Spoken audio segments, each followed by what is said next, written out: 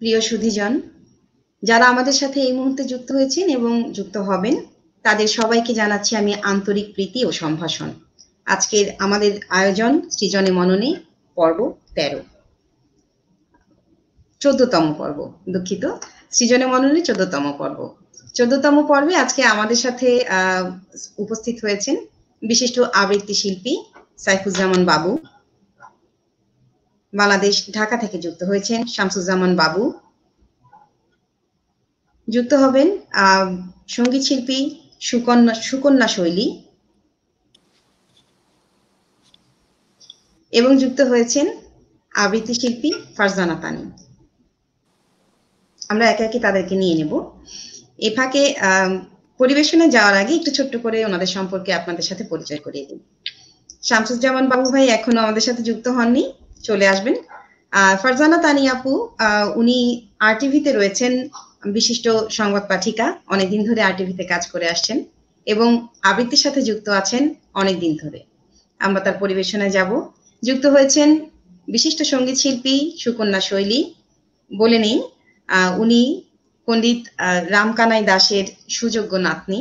আমাদের সাথে যুক্ত হয়েছেন সিলেট থেকে, বাংলাদেশ সিলেট থেকে। উনি যুক্তরাষ্ট্রেই থাকেন, নিউ ইয়র্কে, তবে কিছুদিন আগেই উনি সিলেটে এসেছেন, তাই সিলেট থেকে আমাদের সাথে এখন যুক্ত আছেন। যুক্ত হবেন শামসুজ্জামান বাবু ভাই, বিশিষ্ট আবৃত্তি শিল্পী এবং উনি কর্মরত আছেন বাংলাদেশ সরকারের পুলিশ বিভাগে, ঊর্ধ্বতন কর্মকর্তা। অনেকদিন ধরে আবৃত্তির সাথে, আবৃত্তির সাংগঠনিক চর্চার সাথে যুক্ত রয়েছেন। আমরা একে একে তাদের পরিবেশনায় চলে যাব। বাবু ভাই যুক্ত হলে আমরা তাকে যুক্ত করে নেব। আমরা প্রথমেই তাহলে আজকে চলে যাই ফারজানা তানি আপুর কাছে। তানি আপু, কেমন? জি জি, আসসালামু আলাইকুম। হ্যাঁ, আমি আলহামদুলিল্লাহ অনেক ভালো আছি। খুব ভালো লাগছে। আজকে অনেক দিন পর আমি আসলে কবিতা নিয়ে বসলাম। অনেকদিন পর বলতে অনেক বছর পর আসলে বিভিন্ন কারণে, পেশাগত বা ফ্যামিলিগত কারণে আমার আসলে আবৃত্তি থেকে দূরে সরে আসা কিছুটা অভিমানের জায়গাও ছিল। সেই কথায় না যাই, ভালো লাগছে। সোহেল ভাইকে অনেক ধন্যবাদ আমাকে আসলে এতদিন পরে মনে করার জন্য। মনে আমাকে করেন, আমাদের সাথে সামাজিক যোগাযোগ মাধ্যমগুলোতে সবার সাথেই আমরা কানেক্টেড, সবার সাথেই কথাবার্তা হচ্ছে, কিন্তু ওই আবৃত্তি অঙ্গনে আসলে অনেক দিন ধরেই আমি নেই। এবং আমার সঙ্গে আবৃত্তি ছেড়ে দেওয়ার পরে আসলে যাদের সাথে দেখা হয়েছে, পরিচয় হয়েছে, তাদের অনেকেই কিন্তু জানেন না যে আমি একসময় আবৃত্তি করতাম। আমি আবৃত্তি করি না, কিন্তু আবৃত্তিটাকে আমি আসলে লালন করি, এটা সত্যি কথা। একেবারেই মানে মন থেকে, প্রাণ থেকে আমি আবৃত্তিকে ভালোবাসি। সেজন্য নিজেই টুকটাক কবিতা পড়া হয়, কিন্তু সেভাবে আসলে আবৃত্তি করা হয় না কখনো। আমি যতটুকু আপনার সম্পর্কে জানি, আপনি খুব ভালো আবৃত্তি ছেড়ে দেওয়ার পরে যুক্ত আছেন। আমরা সেজন্য আপনাকে আবার ফিরে পেয়েছি, এজন্য আমরা এক সময় করতাম, এক সময় জি এক সময় করতাম। আচ্ছা, আমি আর কথায় না যাই, বাবু ভাই মনে হয় আমাদের সাথে যুক্ত হয়েছেন। জি, তো আমি কি আমাকে দিয়ে কি শুরু করবেন? হ্যাঁ, শুরু করুন।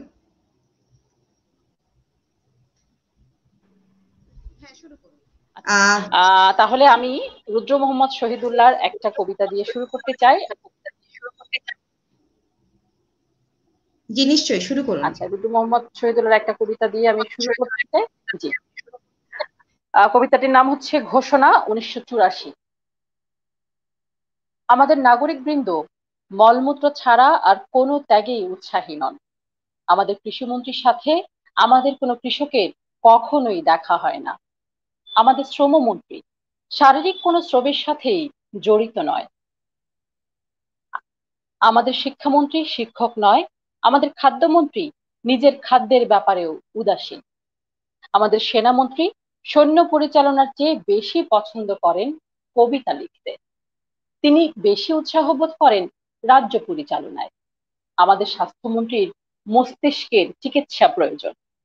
আমাদের জলমন্ত্রী একবার নদীপথে ভ্রমণ করেছেন 63 মাইল, নদী তাকে মুগ্ধ করেছে। আমাদের অরণ্য মন্ত্রীর অরণ্যভীতি জনপ্রিয় আড্ডার বিষয়। আমাদের একজন সাংবাদিক আমাদের প্রধান কবি। একজন আমলা আমাদের শিল্পকলার খবরদারি করছেন। আমাদের সৃজনশীলতা নিয়ন্ত্রণ করছেন বন্ধা একটি লোক। আমাদের প্রশাসন মৌলিক কাজের ব্যাপারে আস্থাহীন আমাদের দক্ষ ব্যবসায়ী শুধুমাত্র ব্যবসায়ী নয়, তিনি একজন চলচ্চিত্র নির্মাতাও। আমাদের শ্রম বিভাগ ত্রুটিপূর্ণ, অযৌক্তিক আমাদের শিক্ষা পদ্ধতি, আমাদের রাজনীতি সুবিধাবাদের দখলে। শান্তিরক্ষা বাহিনীর বিশেষ প্রযত্নে বেঁচে আছে আমাদের আবহমান অন্ধকার। আমাদের আইনের গৃহগুলো আইনহীনতার প্রকাশ্য দৃষ্টান্ত এখন। আমরা এই নৈরাজ্যের অবসান চাই। আমরা চাই কৃষক ফিরে পাক তার শ্রমের সকল উপাদান, নির্মাতা ফিরে পাক তার নির্মাণের উপাদান সমূহ, চিকিৎসক ফিরে পাক তার শুশ্রূষার স্বপ্ন, শিল্পী ফিরে পাক তার স্বপ্নের স্বাধীনতা, শিক্ষক ফিরে পাক তার শিক্ষার বাসনা। আমরা এই দুঃস্বপ্নের অবসান চাই। আমরা এই দুর্ভাবনার অবসান চাই। আমরা এই দুর্ব্যবস্থার অবসান চাই। বাহ, চমৎকার। দর্শক মন্ডলী, একদমই সামনে আগামী 16ই অক্টোবর কবি রুদ্র মোহাম্মদ শহীদুল্লাহর 64তম জন্মদিন। অনেক ধন্যবাদ তানিয়া আপু, রুদ্র মোহাম্মদ শহীদুল্লাহর একটি কবিতা দিয়ে আপনি এবং আজকে আমি অনুষ্ঠান একটু শুরু একটু করলেন। এখানে একটু সংযুক্ত করতে চাই, এই কবিতাটা আমার কাছে এখন আমাদের বাংলাদেশের যে বর্তমান প্রেক্ষাপট, আমার কাছে একেবারে এটাকে খুবই সমসাময়িক মনে হয়েছে এবং খুবই প্রাসঙ্গিক মনে হয়েছে। এজন্যই আমি আসলে খুব শর্ট টাইমে এই কবিতাটা সিলেক্ট করেছি। না, খুবই চমৎকার, একদমই তাই, এটি একদমই সমসাময়িক কবিতা। আমরা আরেকটি পরিবেশনা শুনি তানিয়া আপু আপনার কাছে, এরপরে আমরা চলে যাব বাবু ভাইয়ের কাছে। আচ্ছা, আমি এটা আসলে আবৃত্তি কবিতা বলবো না, এটা একটা রচনা। আমি যদি আমি কখনো কিন্তু এটা এর আগে কখনো পড়িনি। আমি যদি মানে আপনারা আমাকে অনুমতি দেন তাহলে আমি একটু পড়ার চেষ্টা করছি। অবশ্যই পড়ুন। সূচনা ঘটকের লেখা, রচনা রবীন্দ্রনাথ। সাবানের ঠান্ডা গন্ধ, অবিরাম জল পড়ার শব্দ, আর স্নান করতে করতে আমার মায়ের খোলা গলায় নিজের মনে গেয়েও যাওয়া রবীন্দ্রসঙ্গীত। আমার কাছে রবীন্দ্রনাথ মানে এই সব। আমার কাছে রবীন্দ্রনাথ মানে 25শে বৈশাখের উৎসব নয়, 22শে শ্রাবণের ব্যথা নয়, জোড়াসাঁকোর ঠাকুরবাড়ি কিংবা বোলপুরের বিশ্বভারতী। আমি কোথাও তাকে তেমন করে পাই না, যেমন পাই আমার মায়ের খোলা গলায় গান। তবে তাও যেমন তেমন কিংবা যখন তখন নয়। সন্ধ্যের অন্ধকার ফুরিয়ে আসা শেষ বিকেলে মা যখন অফিস থেকে ফিরে স্নান করে শুদ্ধ হতে যায়, তখন। আমার মা কখনো গান শেখেনি। কেন শেখেনি? এমন গলা। মা বলেন, রবি ঠাকুরের গান তো তানের নয়, প্রাণের। তাই আসলে তার মুখেই এমন কথা মানায়, কারণ বাড়ির পরিবেশ থেকে পাওয়া শিক্ষাই মাকে তৈরি করে দিয়েছিল। আর শেখার দরকার কি, এ কথা বলেন আমার বাবা। মা যখন কলঘরে তার প্রাণের গান গাইতে থাকে, তখন জলের ছিরছিরে শব্দগুলো যেন সহস্র বীণা হয়ে গানের কথাগুলোকে সুরের সঙ্গে একাকার করে দিয়ে আমার সুরে ঢুকে যায়। আমি বুঝতে পারি এখন আর আমার রক্ষা নেই। এখন আমি আর কিছুই করতে পারবো না, শুধুই শুনে যাওয়া ছাড়া। তাই মা স্নান ঘরের দরজা বন্ধ করলেই আমি বাইরে কান পাতি। আমি কিন্তু সব শব্দের অর্থ বুঝতে পারি না। সেদিন মা গাইছিল, যা হারিয়ে যায় তা আগলে বসে রইব কতবার, আর পারিনে রাত জাগতে হে নাথ, ভাবতে অনিবার। অনিবার শব্দের অর্থে এসে আমি হোঁচট খেয়েছিলাম। আমার মাও বোধ হয় সব কথাগুলো জানা না থাকায় ঘুরে ফিরে ওই দুটো লাইনই গাইছিল। ফলে অর্থ না বুঝতে পারার যন্ত্রণায় আমি ছটফট করছিলাম।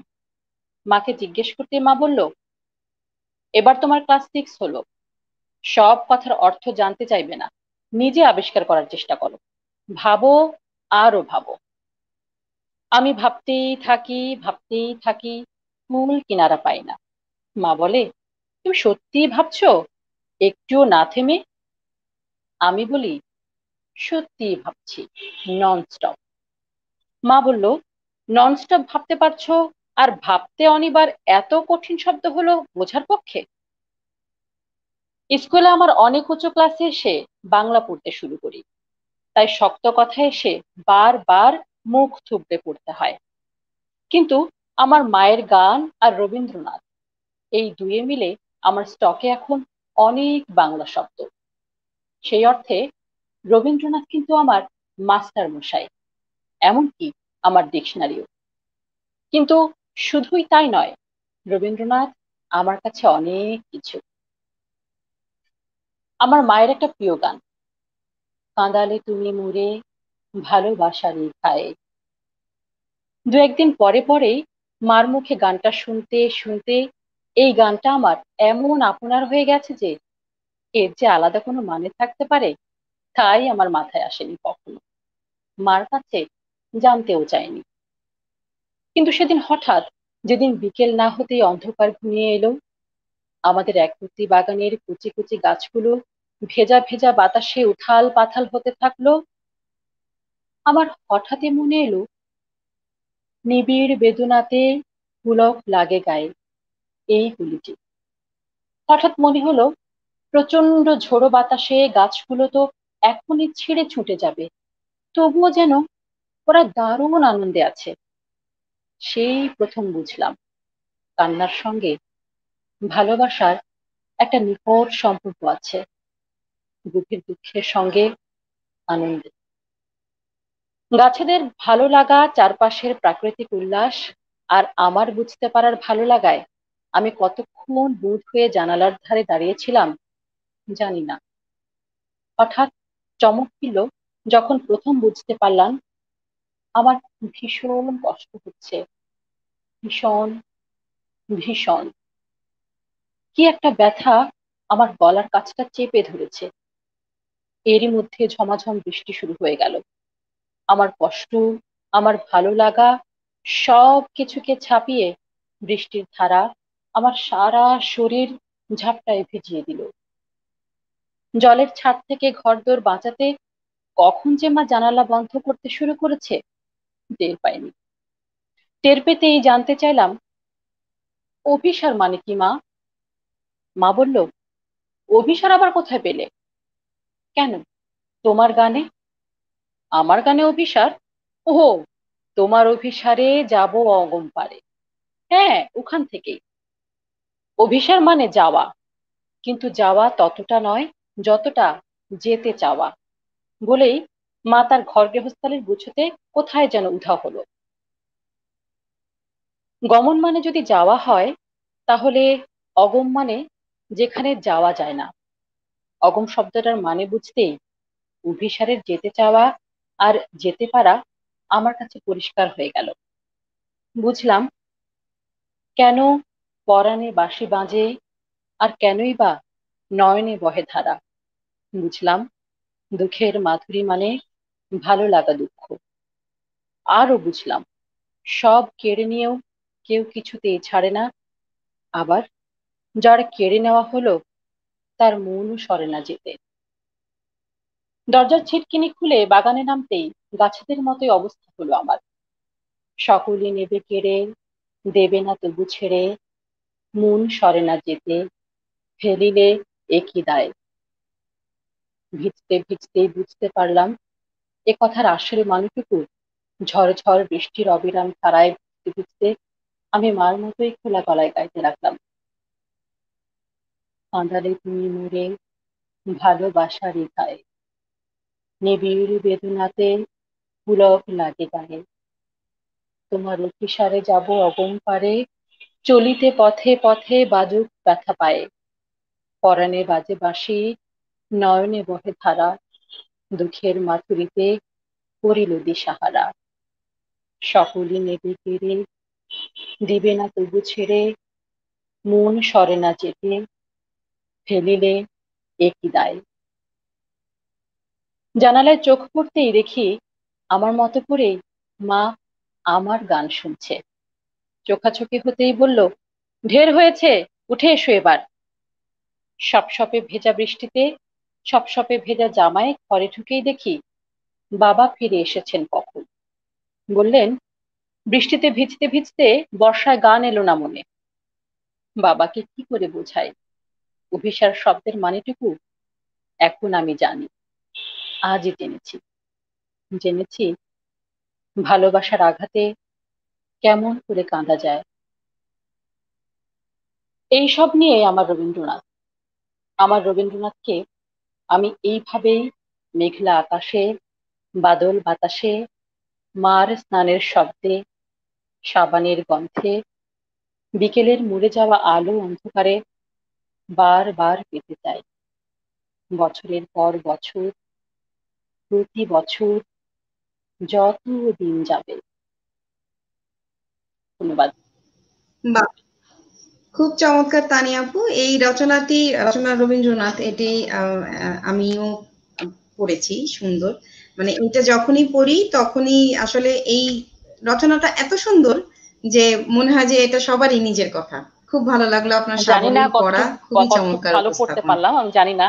এটা আসলে একদম প্রথম প্রচেষ্টা আমার, মানে এই ধরনের লেখা আমি কখনোই পড়িনি, এই প্রথমই পড়লাম আসলে। ধন্যবাদ। ভালো হয়েছে, অনেক সুন্দর। অনেক ধন্যবাদ তানিয়া আপু। আমি ফিরে আসবো আবার। শুধু দর্শক মন্ডলী, এই ফাঁকে একটু বলে নেই, সারা দেশ জুড়ে, বাংলাদেশ জুড়ে এখন আমাদের যেই আন্দোলন চলছে, ধর্ষক বিরোধী আন্দোলন, আমরা ভয়েস ওভারের সৃজনী মননের এই অনুষ্ঠানের পক্ষ থেকে সেই আন্দোলনের সাথে একাত্মতা জানাচ্ছি।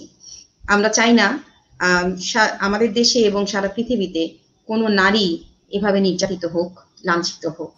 আমরা একেবারেই এই আন্দোলনের সাথে সংহতি প্রকাশ করি। দর্শকরা সাথে আছেন, অনেক বার্তা পাঠাচ্ছেন, আমরা সেই বার্তাগুলো সময় মতো নিয়ে নিব। তার আগে অনেকক্ষণ ধরে কবিতা শুনলাম, এবারে একটু শৈলীর কাছে চলে যাই। শৈলী, কেমন আছো? আমি খুব তুমি করে ভালো বললাম। আছি। আপনি কেমন আছেন? হ্যাঁ, অবশ্যই। আমি অনেক ছোট আপনাদের সবারই। ভালো আছি। আমরা সবাই অপেক্ষা করছি। অনেক দেখলাম আমি মেসেজ আসছে, বার্তা আসছে। আমরা সবাই তানির গানের সরি, তানি না, শৈলীর গানের অপেক্ষা করছি। তো আমরা বেশি কথা না বলি, আমরা আগে গানে চলে যাই, এরপরে আমরা কথায় আবার ফিরে আসবো। ঠিক আছে? আচ্ছা।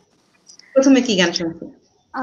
আমি ভেবেছিলাম একটা রবীন্দ্রসঙ্গীত করব। তো তানিয়া আপু মানে এইমাত্র মানে যেটা পড়লেন সেটার পর আমার বেশি করে ইচ্ছে করছে রবীন্দ্রসঙ্গীতটাই এবার আমি করি। ঠিক আছে।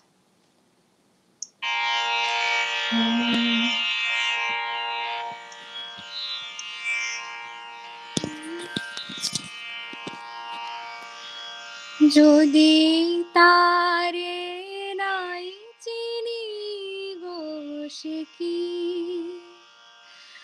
যদি তারে নাই চিনি গো সে কি,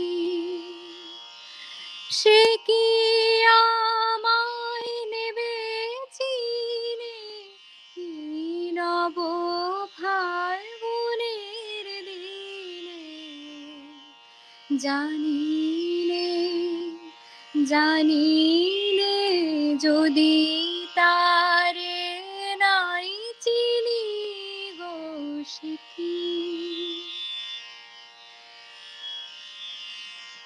সে কি আমার কুড়ির কানে কবে,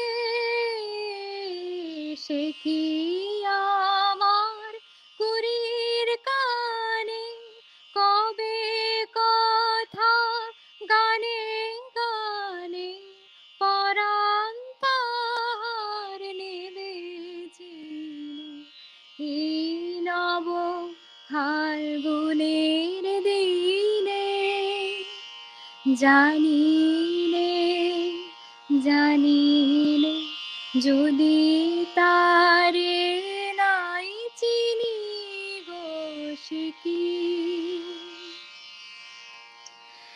সে কি আপন রঙে ফুল রাঙাবে, সে কি মর্মে সে ঘুম ভাঙাবে, আপন রঙে ফুল রাঙাবে, সে কি মর্মে সে ঘুম ভাঙাবে, ঘুমটা আমার নতুন পাতার হঠাৎ, ঘুমটা আমার নতুন পাতার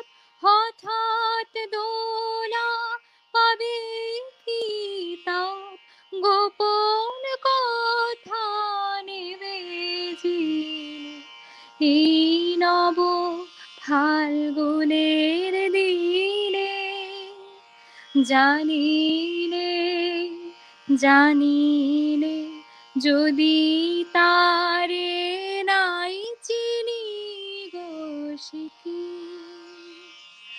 সে কি আমায় নেবে চিনে নব ফাল্গুনের দিনে জানি নে জানি নে যদি তারে নাই চিনি গো সখী।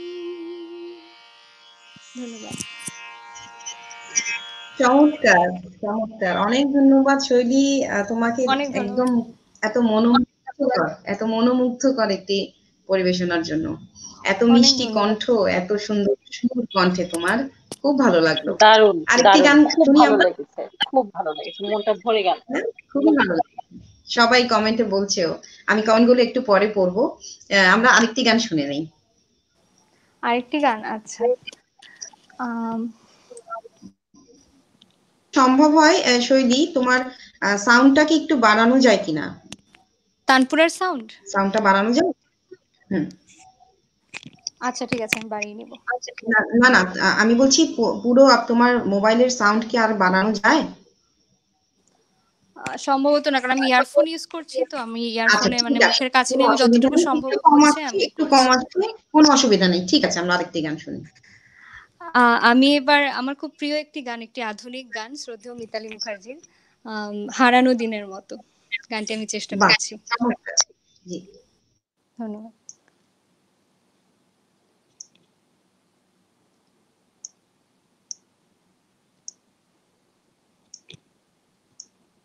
আমি দুঃখিত, মাঝে মধ্যে আমার তানপুরাটা একটু সময় নিচ্ছে। কোনো অসুবিধা নেই, তুমি রেডি হয়ে নাও।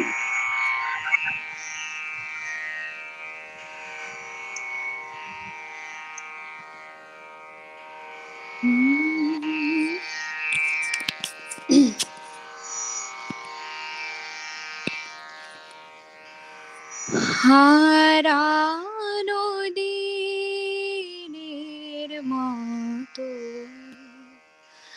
হারিয়ে গেছো তুমি, ফেরারি সুখের মতো পালিয়ে গেছো তুমি,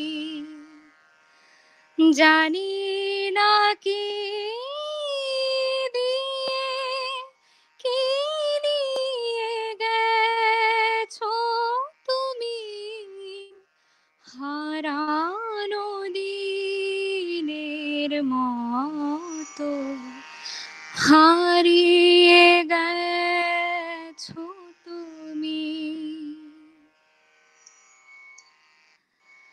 তুমি তো সুখ দিয়েছিলে আমারে, মন নিয়েছিলে, সবই তো ফিরিয়ে নিলে, স্মৃতিটুকু ফেলে গেলে, যা কিছু রেখে গেছো তাই নিয়ে আছি আমি, হারানো দিনের মতো হারিয়ে গেছো তুমি। এখনো রাত জেগে থাকি, মেরে রাখি দুটি আখি, স্বপনের জাল বুনে দেখি, সবই মিছে সবই ফাঁকি, বলো না তুমি ছাড়া কি নিয়ে বাঁচি আমি, হারানো দিনের মতো। হারিয়ে গেছো তুমি ফেরারি সুখের মতো, পালিয়ে গেছো তুমি জানি না কি নিয়ে, কি দিয়ে গেছো তুমি হারানো দিনের মতো, হারিয়ে গেছো তুমি।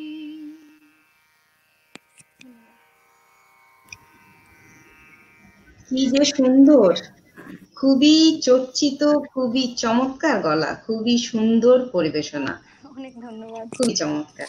অনেক ধন্যবাদ শৈলী তোমাকে। আমরা ফিরে আসব কথায়, গানে, কবিতায়। এবারে চলে যাচ্ছি শামসুজ্জামান বাবু ভাই আমাদের সাথে যুক্ত হয়েছেন। বাবু ভাইয়ের কাছে চলে যাই, ওনার দুটো পরিবেশনা শুনে আসি। বাবু ভাই।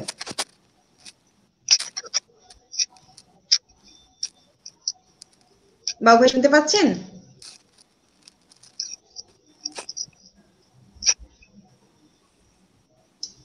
আচ্ছা, বাবু ভাই রেডি হতে হতে ওনার সম্ভবত একটু নেটের সমস্যা, এটা মেনে নিতেই হবে।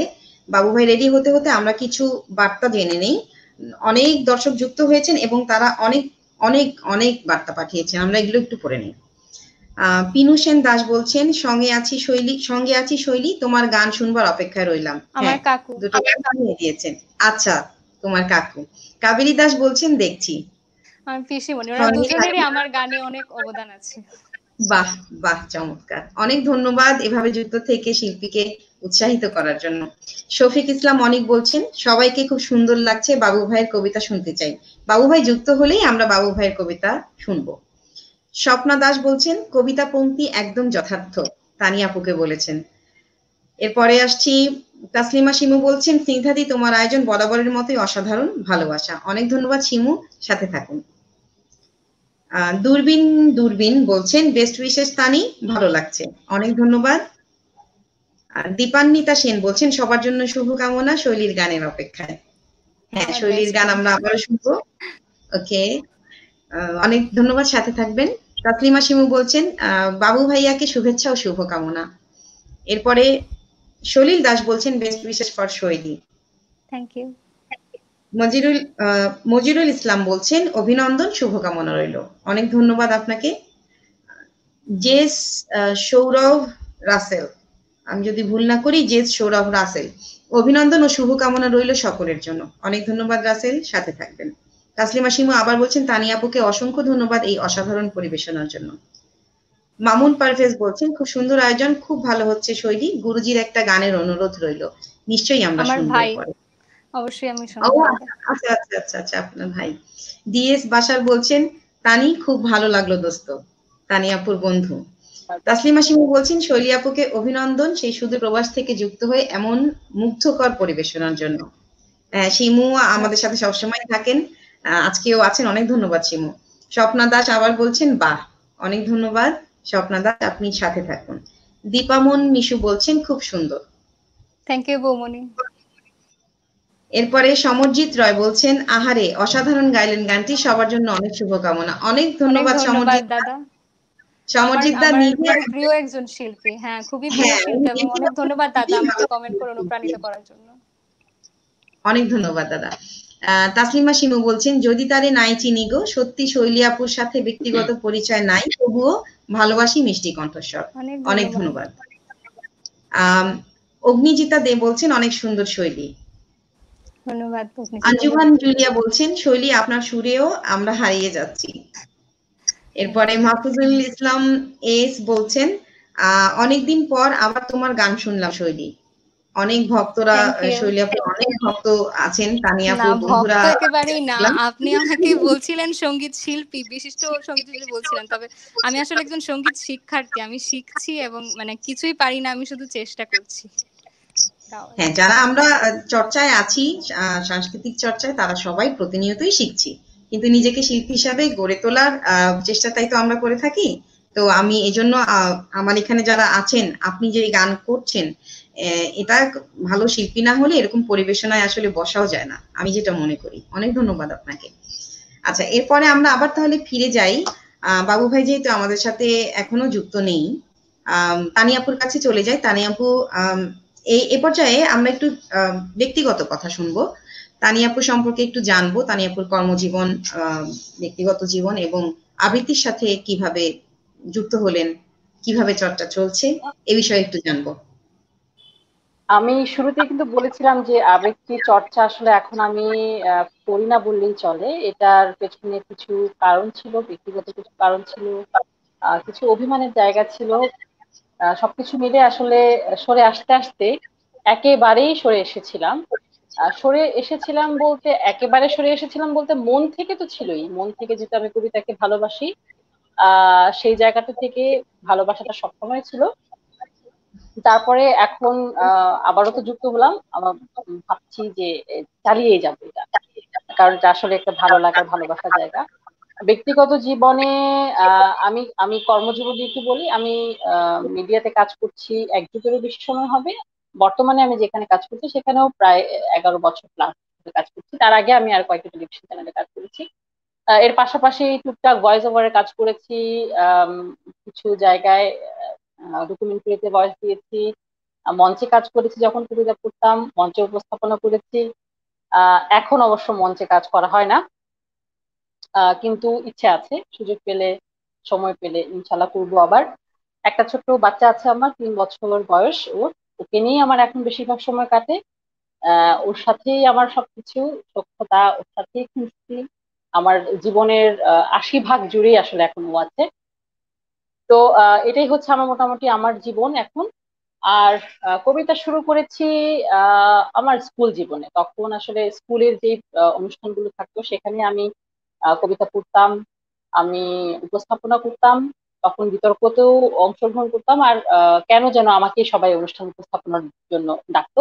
তো সেই ভালো লাগার জায়গা থেকে, সেই ভালোবাসার জায়গা থেকে আসলে আস্তে আস্তে এই পর্যন্ত আসা। আর উদীচীর সাথে ছিলাম, একেবারে আঞ্চলিক শাখার সঙ্গে কাজ করতাম। তখন টুকটাক গানও গাইতাম, কিন্তু আমার এই হেরে গলায় গান হবে না যখন আমি বুঝতে পেরেছি, তখন ওই জায়গা থেকে সরে এসেছি, শুধুই কবিতার উপস্থাপনা নিয়েছিলাম।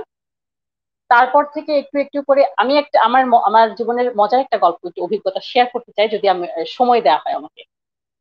সেটা হচ্ছে, আমি একবার একটা স্কুলেই যখন আমি পড়ি, তখন সম্ভবত হাই স্কুলে পড়ি, আমাদের পুরো থানা জুড়ে একটা, পুরো থানার একটা টিম নিয়ে একটা আবৃত্তি প্রতিযোগিতা হয়েছিল। তখন আমার কষ্ট মনে আছে, কেউ কথা রাখেনি, একটা নির্বাচিত কবিতা ছিল, সেই কবিতাটা সবাইকে করতে হবে। তো 18 জন 17 জন ছেলে আর আমি একাই ছিলাম, একটাই মেয়ে।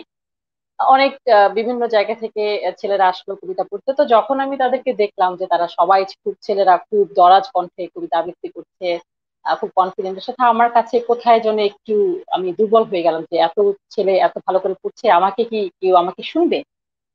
তো যাই হোক, আমি কবিতাটা পড়লাম। পড়ার পরে পুরস্কার বিতরণী করার জন্য, অথবা কে বিজয়ী হয়েছেন সেটা ঘোষণা করার জন্য অনেক রাত হয়ে যাচ্ছিল, পর আমি বাসায় চলে গেছি। আমি খুব সারপ্রাইজ হয়েছি, আমি আসলে চিন্তাই করতে পারিনি। পরদিন বাসায় আমার কাছে প্রথম পুরস্কার পাঠানো হলো, এবং সেটা আমাকে আসলে কবিতার প্রতি আরো বেশি আহ ভালোবাসা জাগিয়েছে। আমার কাছে মনে হয়েছে, না, আমি এই জায়গাটা যদি কাজ করি তাহলে আমি ভালো করতে পারবো। এবং কনফিডেন্স লেভেলটা আসলে তখন থেকে গ্রো করেছে আমার। সেইখান থেকে তারপরে আমি স্রোতে জয়েন করলাম, স্রোতের সঙ্গে কাজ করেছি অনেক বছর। স্রোতের সাথে আমার অনেক স্মৃতি, অনেক পাওয়া।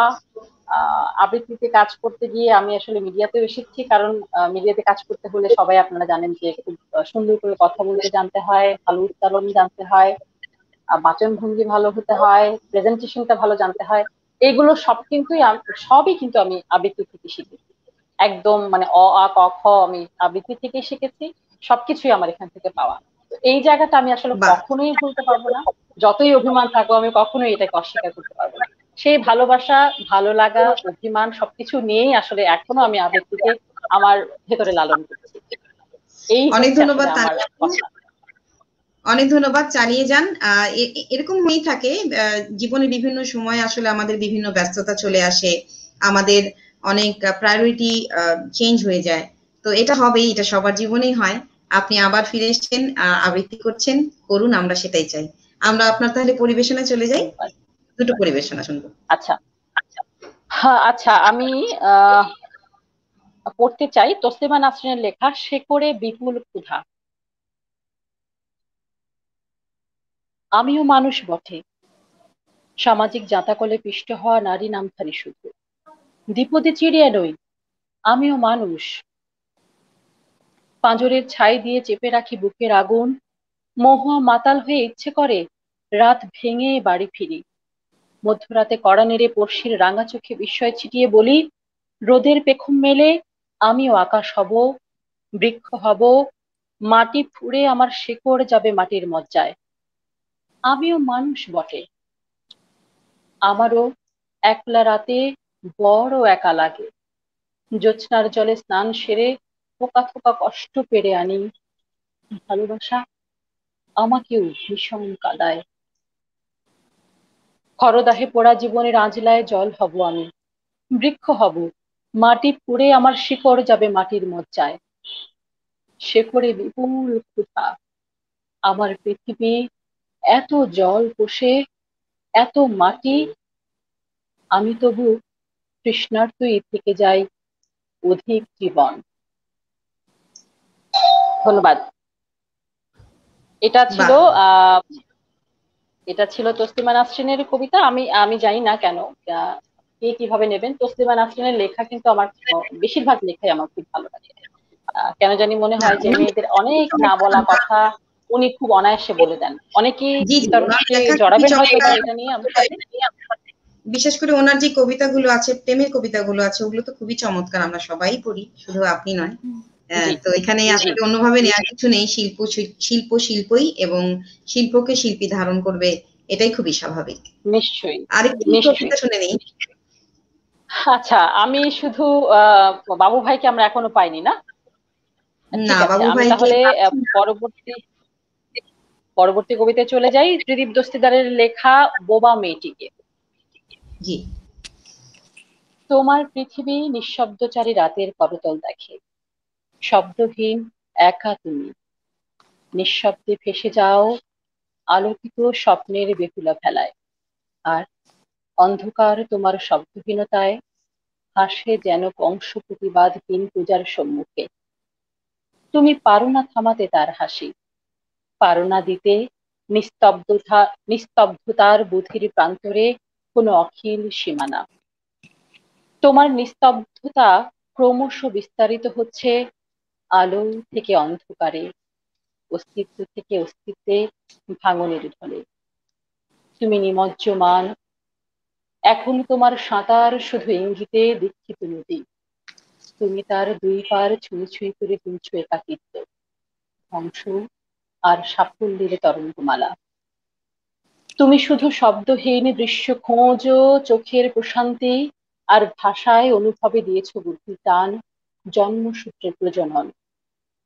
তোমার পৃথিবী ভাঙছে, তুমি শুনতে পাও না। তোমার পৃথিবী কাঁদছে, তুমি শুনতে পাও না। তোমার পৃথিবী ডাকছে, তুমি শুনতে পাও না। তোমার প্রেম চায় প্রকাশিত শব্দ, অনুভব গুচ্ছ।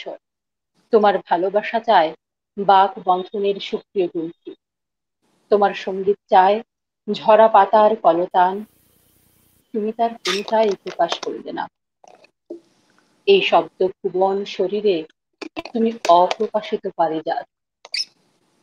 তোমার দৃশ্য শুধু গোলাপের সুগন্ধ শ্রবণ, তোমার দৃশ্য শুধু বৃক্ষের মায়াবী ফলন, তোমার দৃশ্য শুধু পাখির অস্থির ডানার কম্পন, তোমার দৃশ্য শুধু পাথরের গায়ে শিশিরের ঝোড়ো কান্না। তবুও যেন তোমার নিস্তব্ধতার মধ্যে এক সিংহের গর্জন, তোমার ছায়ার মধ্যে একজন মুক্তিযোদ্ধার ছায়া, তোমার হাসির মধ্যে যেন এক অনিবার্য অগ্নি উৎপাত। তোমার পৃথিবী আজ আমাদের জাতীয় যোদ্ধার ভাস্কর্যে দণ্ডায়মান আগামী পৃথিবীর দিকে। আমাদের অপরাজেয় বাংলা, শব্দহীনতার বিপক্ষীয় স্বাধীনতা, নির্বাক প্রতিবাদ। তুমি আমাদের আগামী আন্দোলনের নীরবতা কাল, প্রস্তুতির ভয়াল অন্তর্ভেদী গুহা, স্বাধীনতার নির্ভীক সূর্য সাথী, সবুজ অন্তর্বাস, বিশ্বস্ত পতাকা। তুমি শোকাহত জননীর একাত্তর বাংলাদেশ, তুমি বাকহীনতায় বিক্ষুব্ধ এক উজ্জ্বল গণতন্ত্রের দিন। ধন্যবাদ।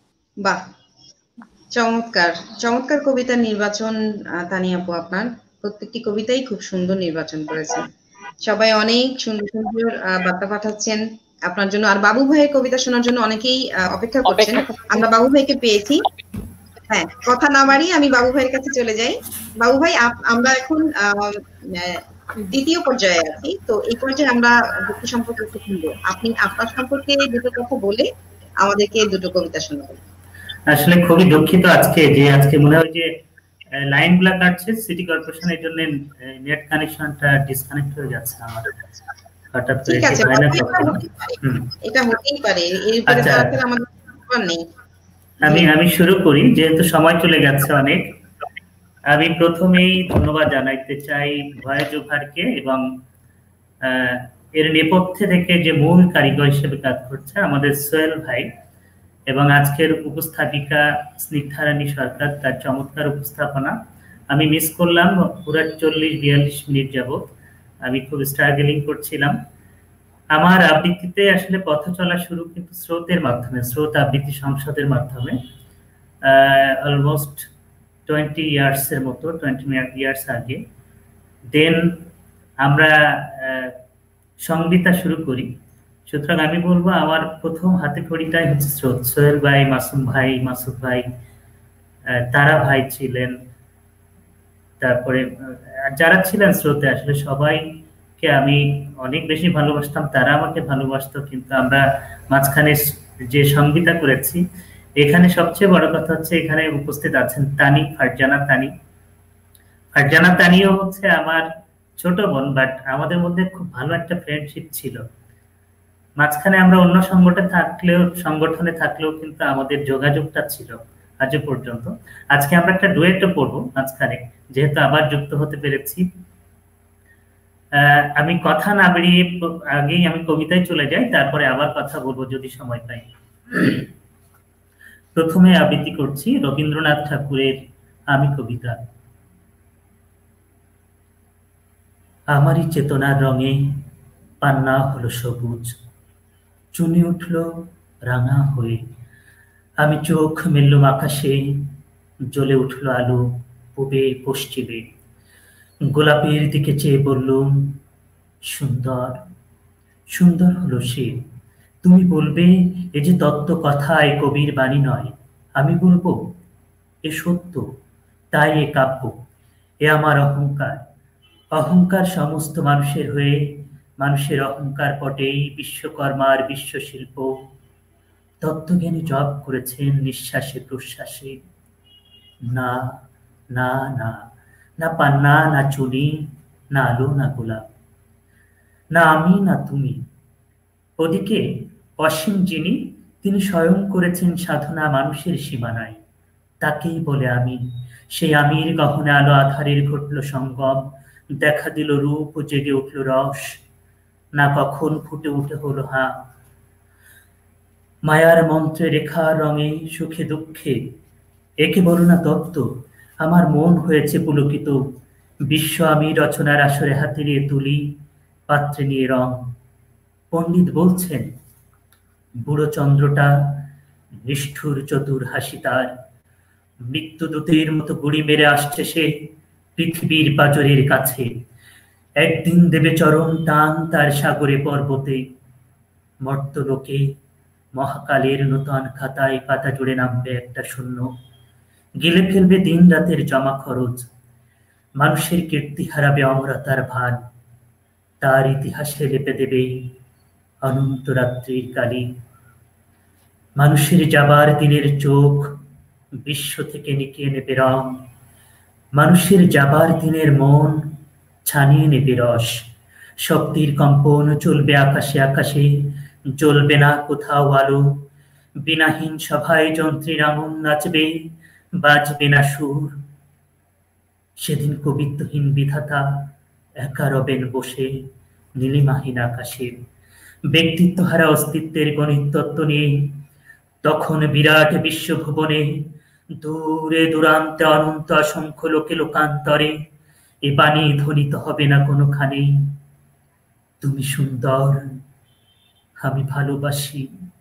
বিধাতাকে আবার বসবেন সাধনা করতে, যুগ যুগান্তর ধরে প্রলয় সন্ধ্যায় জপ করবেন, কথা কও, কথা কও, বলবেন, বলো তুমি সুন্দর, বলবেন, বলো আমি ভালোবাসি।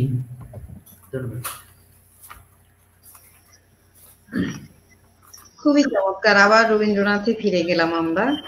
বাবু ভাই, আরেকটি আবৃত্তি আপনার কাছ থেকে শুনে ঠিক নিই। আছে, আমি আরেকটি আবৃত্তি করছি।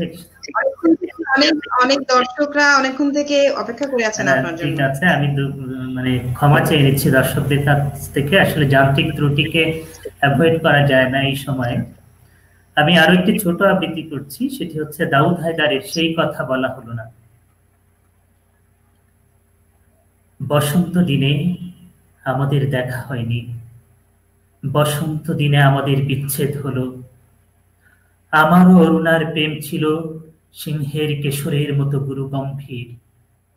আমার অরুণার প্রেম ছিল, সেই কথা বলা হলো না।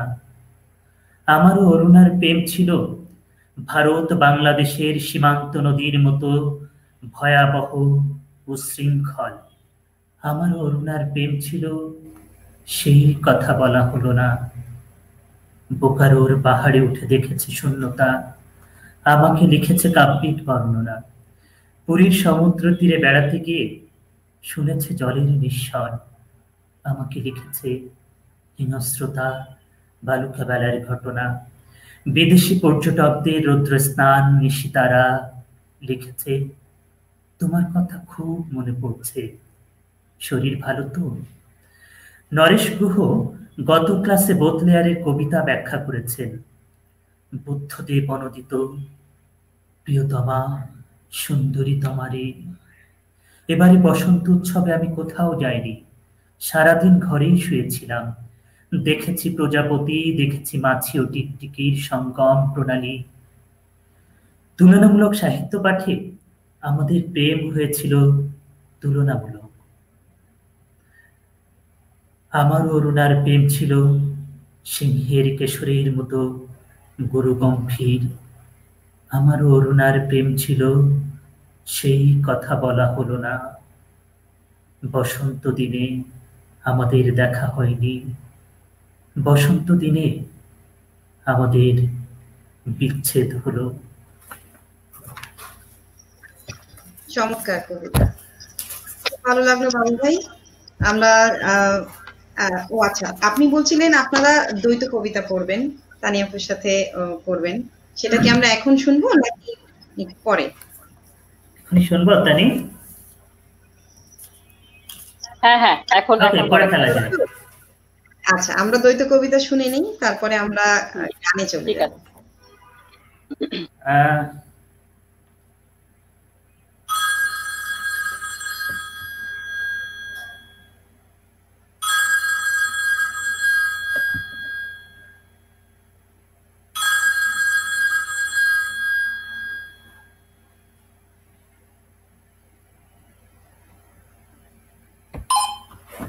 হ্যাঁ বলছি। সন্দেহ আছে ভূতের গলার সঙ্গে মিলিয়ে ফেলো নাকি? রেগে যাচ্ছ কেন? বলেছি তো ক্লাস শেষ হলে রিং করব। তাছাড়া সেদিন বললে না তোমার রাতের পড়া নষ্ট হয়ে। কি বই পড়ছিলে? Human psychology. এও পড়তে হয় নাকি? পরীক্ষা পাশের জন্য নয়, মনুষ্য হৃদয় জানিবার জন্য হে। কতটা পারলে? ডিস্টার্ব করছি না তো? সাহায্য করছো। কেমন? তুমি guinea pig, human psychology practical element. কি হলো, কথা বলছো না যে? তোমার সংস্কৃতি চর্চার কত দূর এগোলো? মাইল খানেক। সে যাক, পলির খবর কি? ভালো। তোমার কথা প্রায়ই বলে, কথা বলতে চায়। তাই নাকি? নিজের সাথে যুদ্ধ করি, তোমার সাথে মিত্রতা, নিজ হৃদয়ে মিথ্যে প্রবোধ, মানুষ বলে হিংস্রতা। পলিকে বলো 7 দিনের প্রজেক্টে সব আধুনিক কবিতা মুখস্থ করে ফেলবো। নিশ্চয়ই বাতিক আছে। বিয়ে করছো তাহলে? ব্রহ্মচারী? নয়তো কি, তুমি তো বলো বয়স্ক পুরুষ বড় নিঃসঙ্গ, স্বস্তির জন্য, নিঃশ্বাসের জন্য, ক্লান্তিতে হেলান দেওয়ার জন্য একজন সুবোধ সঙ্গী চাই। তাছাড়া পলি, যাকে বলে সাক্ষাৎ অন্নপূর্ণা, রন্ধনে সিদ্ধহস্ত, বিদ্যায় গরীয়সী, সামাজিকতায় সমকালীন, ভূষণে আধুনিক, আর চিত্তহরণে আজরা জাবিন। মানে? মানে জাদু করি, আমার চিত্ত লুপ্ত প্রায়। ইয়ার কি করো না, ওর মায়ের সাথে কথা বলবো। ওরা তার আগে বলো আমাদের বিয়েতে কি দিচ্ছ? কেন? সেটা নিজে কিনে দিতে চাই। মানে? মানে 580 টাকা টেলিফোন বিল শোধ দিতে চাই। আমাকে ঋণ করে তোমার যে অর্থদণ্ডী হয়েছে। শোধ কেন? ঋণই বা থাকবো কেন? প্রয়োজন তো আমার ছিল। কিসের প্রয়োজন? এই একটু হৃদয় নাড়ানোর, স্বপ্নের উদ্যানে বীজ ছড়ানোর, কুয়াশার ক্যানভাসে কুয়াশা আঁকার কি এমন তুমুল প্রয়োজন ছিল? তুমি কি কখনো ভেবেছো আমার তৃষ্ণার্ত সূর্যের এক একটি মৃত্যুর কথা? কখনো জানতে চেয়েছো কোন অহংকারে, কোন স্বপ্ন বুকে নিয়ে অন্ধকারে ডুবে থাকি আমি? আমি যদি একই প্রশ্ন তুলি? তুমি তো ব্রহ্মচারী, অনাসক্ত হৃদয় তোমার। এত প্রাণ কোথা পাবো তোমাকে ভাষায়? অন্ধকারে অন্ধকার ঘষে কখনো কোথাও আলো জ্বলে। তবা তুমি শুধু জ্বালাতে পারো, পারো না? ধন্যবাদ। ধন্যবাদ। অনেক ধন্যবাদ দুজন শিল্পীকে, খুব একটি ভিন্ন স্বাদ পেলাম। দর্শকরাও নিশ্চয়ই খুব আনন্দিত হয়েছেন কবিতা শুনে। আমি বার্তা কমেন্টে দেখছিলাম যে দ্বৈত পরিবেশনা খুব ভালো হচ্ছে, খুব ভালো লাগছে, এরকম বার্তা দিচ্ছেন দর্শকরা। অনেক ধন্যবাদ, খুবই ভালো লাগলো। আমরা চলে যাব গানে, সুকন্যা শৈলীর কাছে। শৈলীর কাছে একটু জানতে চাইবো, দুজনের সম্পর্কে আমরা ছোট্ট করে জেনেছি। শৈলীর কাছে জানতে চাইবো, শৈলী আপনি কতদিন ধরে গানের সাথে যুক্ত আছেন, বা লেখাপড়া কি করছেন, আপনার ব্যক্তিগত জীবন সম্পর্কে একটু ছোট করে জেনে আমরা গানে চলে যাব। আচ্ছা, তো আমার জন্ম আসলে একটি সঙ্গীতের পরিবারে। আমার দাদু পণ্ডিত রামকানাই দাস, এবং ওনার আগেও 3-4 পুরুষ থেকে আমাদের পরিবারে গানের যে ধারাটা বয়ে আসছে। তো আমার গানের হাতেখড়ি আমার দাদুর কাছেই। তো আমি আসলে ঠিক কবে থেকে গান শুরু করেছি আমি বলতে পারবো না। কেননা আমি ছোটবেলা থেকে গানের মধ্যেই বড় হয়েছি। দাদুর হাতেই আমার হাতেখড়ি। দাদুই আমার প্রধান গুরু। তারপরে দাদু মারা যাওয়ার পরে আমি আমার পিসিমণি কাবেরী দাসের কাছে কিছু শিখেছি। আমার কাকু আমাকে অনেক সাহায্য করেছেন গান বাজনার ব্যাপারে, বিনু সেন দাস। তাছাড়া আমার মা প্রীভা দাস, আমার বাবা অরুণ দাস এবং ঠাম্মা উনি একজন লোককবি সুবর্ণা দাস। ওনাদের সবসময় ওনাদের সাপোর্ট তো ছিলই। আম এবং বর্তমানে আমি কলকাতার গুরু, আমার শ্রদ্ধেয় গুরুজি শ্রী সন্দীপ ভট্টাচার্যের কাছে গান শিখছি। শাস্ত্রীয় সঙ্গীতের তালিম নিচ্ছি। এই। আর বাহ, পড়াশোনা আমি চমৎকার। এবার 12 কমপ্লিট করে আমি নিউ ইয়র্ক থেকে এসেছি এখানে। বাহ, খুবই চমৎকার। আসলে এরকম একটি পরিবারে জন্ম নেওয়াটা খুবই সৌভাগ্যের বিষয় আমি মনে করি। আপনি সেদিক থেকে অনেক এগিয়ে, এবং সেই চর্চাটা আপনি করছেন যথাযথভাবে। আপনার গান শুনেই বোঝা যাচ্ছে আপনি অনেক দূর এগোবেন। আপনার জন্য অনেক শুভকামনা। আমরা চলে যাই অনেক ধন্যবাদ। আপনার পরিবেশ। আচ্ছা, আমার কাকুও বলছেন এবং অনেকেই কমেন্টে লিখেছেন যে তারা আমার দাদু এবং ঠাম্মার গান শুনতে চান। তো আমি প্রথমে আমার দাদুর একটি টপ পঙ্গের গান করছি।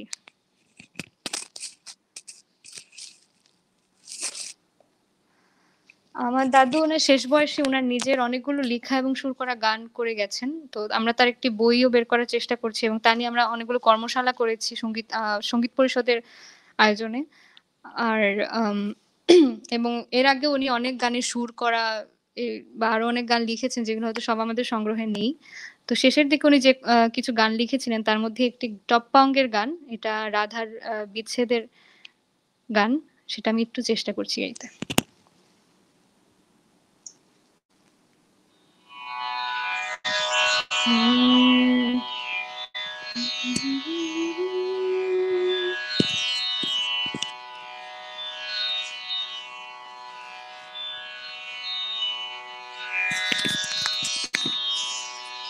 শোনো বকুলে বসিয়া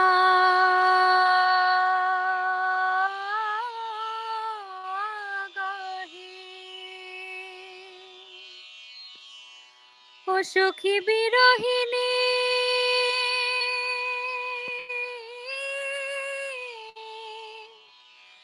কোকিলা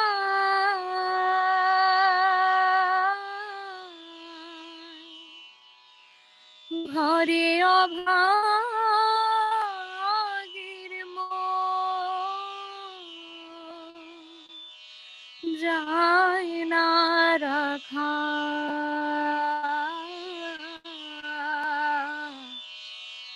আমার প্রাণ বন্ধু মথুরা শোনো বকুলে বসিয়া গাহে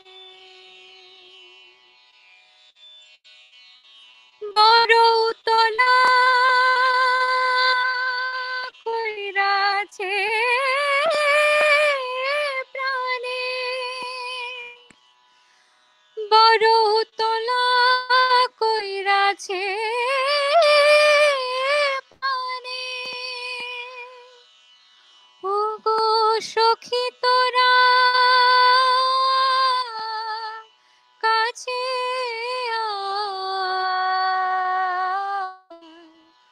ঘরে অভাগীর মন যায় না রাখা আমার প্রাণ বন্ধু মথুরা লাগিছে বসন্তের আগুন ও সখী বনে নয় মনের কোণায় লাগিছে বসন্তের আগুন ও সখী বনে নয় মনের কোণায় আগুন অবিরত জ্বলিতেছে আগুন অবিরত জ্বলিতেছে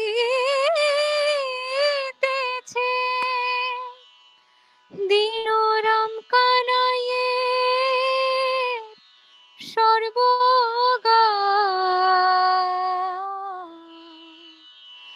ঘরে অভাগীর মন যায় না রাখা আমার প্রাণ বন্ধু মথুরা শোনো বকুলে বসিয়া গাহে ও সখী বিরহিণী কোকিলা ঘরে অভাগীর মন যায় না রাখা আমার প্রাণবন্ধু মথুরা। শোনো বকুলে বসিয়া গাহে। ধন্যবাদ। চমৎকার চমৎকার শৈলী। আমি গুরুজির কণ্ঠে এই গান তো শুনিনি, কিন্তু আপনি যেভাবে গাইলেন, টপ্পার যে বিশেষত্ব, রাধাকৃষ্ণের বিরহের গান, একেবারে আপনি ভেতর থেকে ধারণ করে গানটি গেয়েছেন। অসম্ভব চমৎকার ভাবে ফুটে উঠলো আপনার কণ্ঠে। অনেক অনেক ধন্যবাদ। আমার এত ধন্যবাদ। ভালো হয়নি, আমি সবাই চেষ্টা করেছি। খুবই টপ্পা গাওয়াটা আসলেই খুব না না কঠিন একটা ব্যাপার। একদমই কঠিন, গাওয়াটা খুবই কঠিন, কিন্তু আপনি খুব সুন্দরভাবেই পরিবেশন করেছেন। আমরা আরেকটি গান শুনবো, আপনি প্রস্তুত? ঠিক আছে। আচ্ছা ঠিক আছে। এর মধ্যে আমি দেখছিলাম আমার গুরুজি কমেন্ট করেছিলেন, সন্দীপ ভট্টাচার্য উনি লিখেছিলেন ভালো হয়েছে। আমি বলতে চাই গুরুজিকে অনেক ধন্যবাদ গুরুজি দেখার জন্য, সব আপনার আশীর্বাদের জন্যই। আপনি সাথে আছেন, আমার খুব ভালো লাগছে।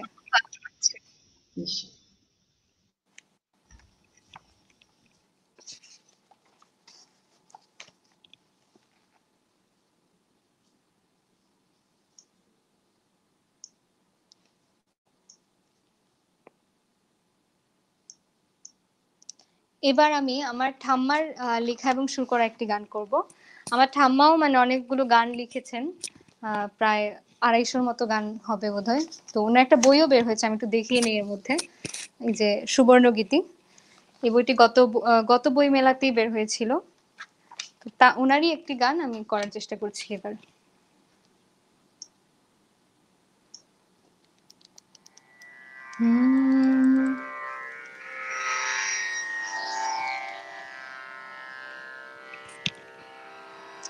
আচ্ছা, এবার আমি এই গানটা হচ্ছে ফোক স্টাইলের গান এবং একটু ধামাইল স্টাইলে এই গানটা হয়, চেষ্টা করছি। ওই শোনো গো জলের ঘাটে কি সুন্দর বাঁশি বাজে,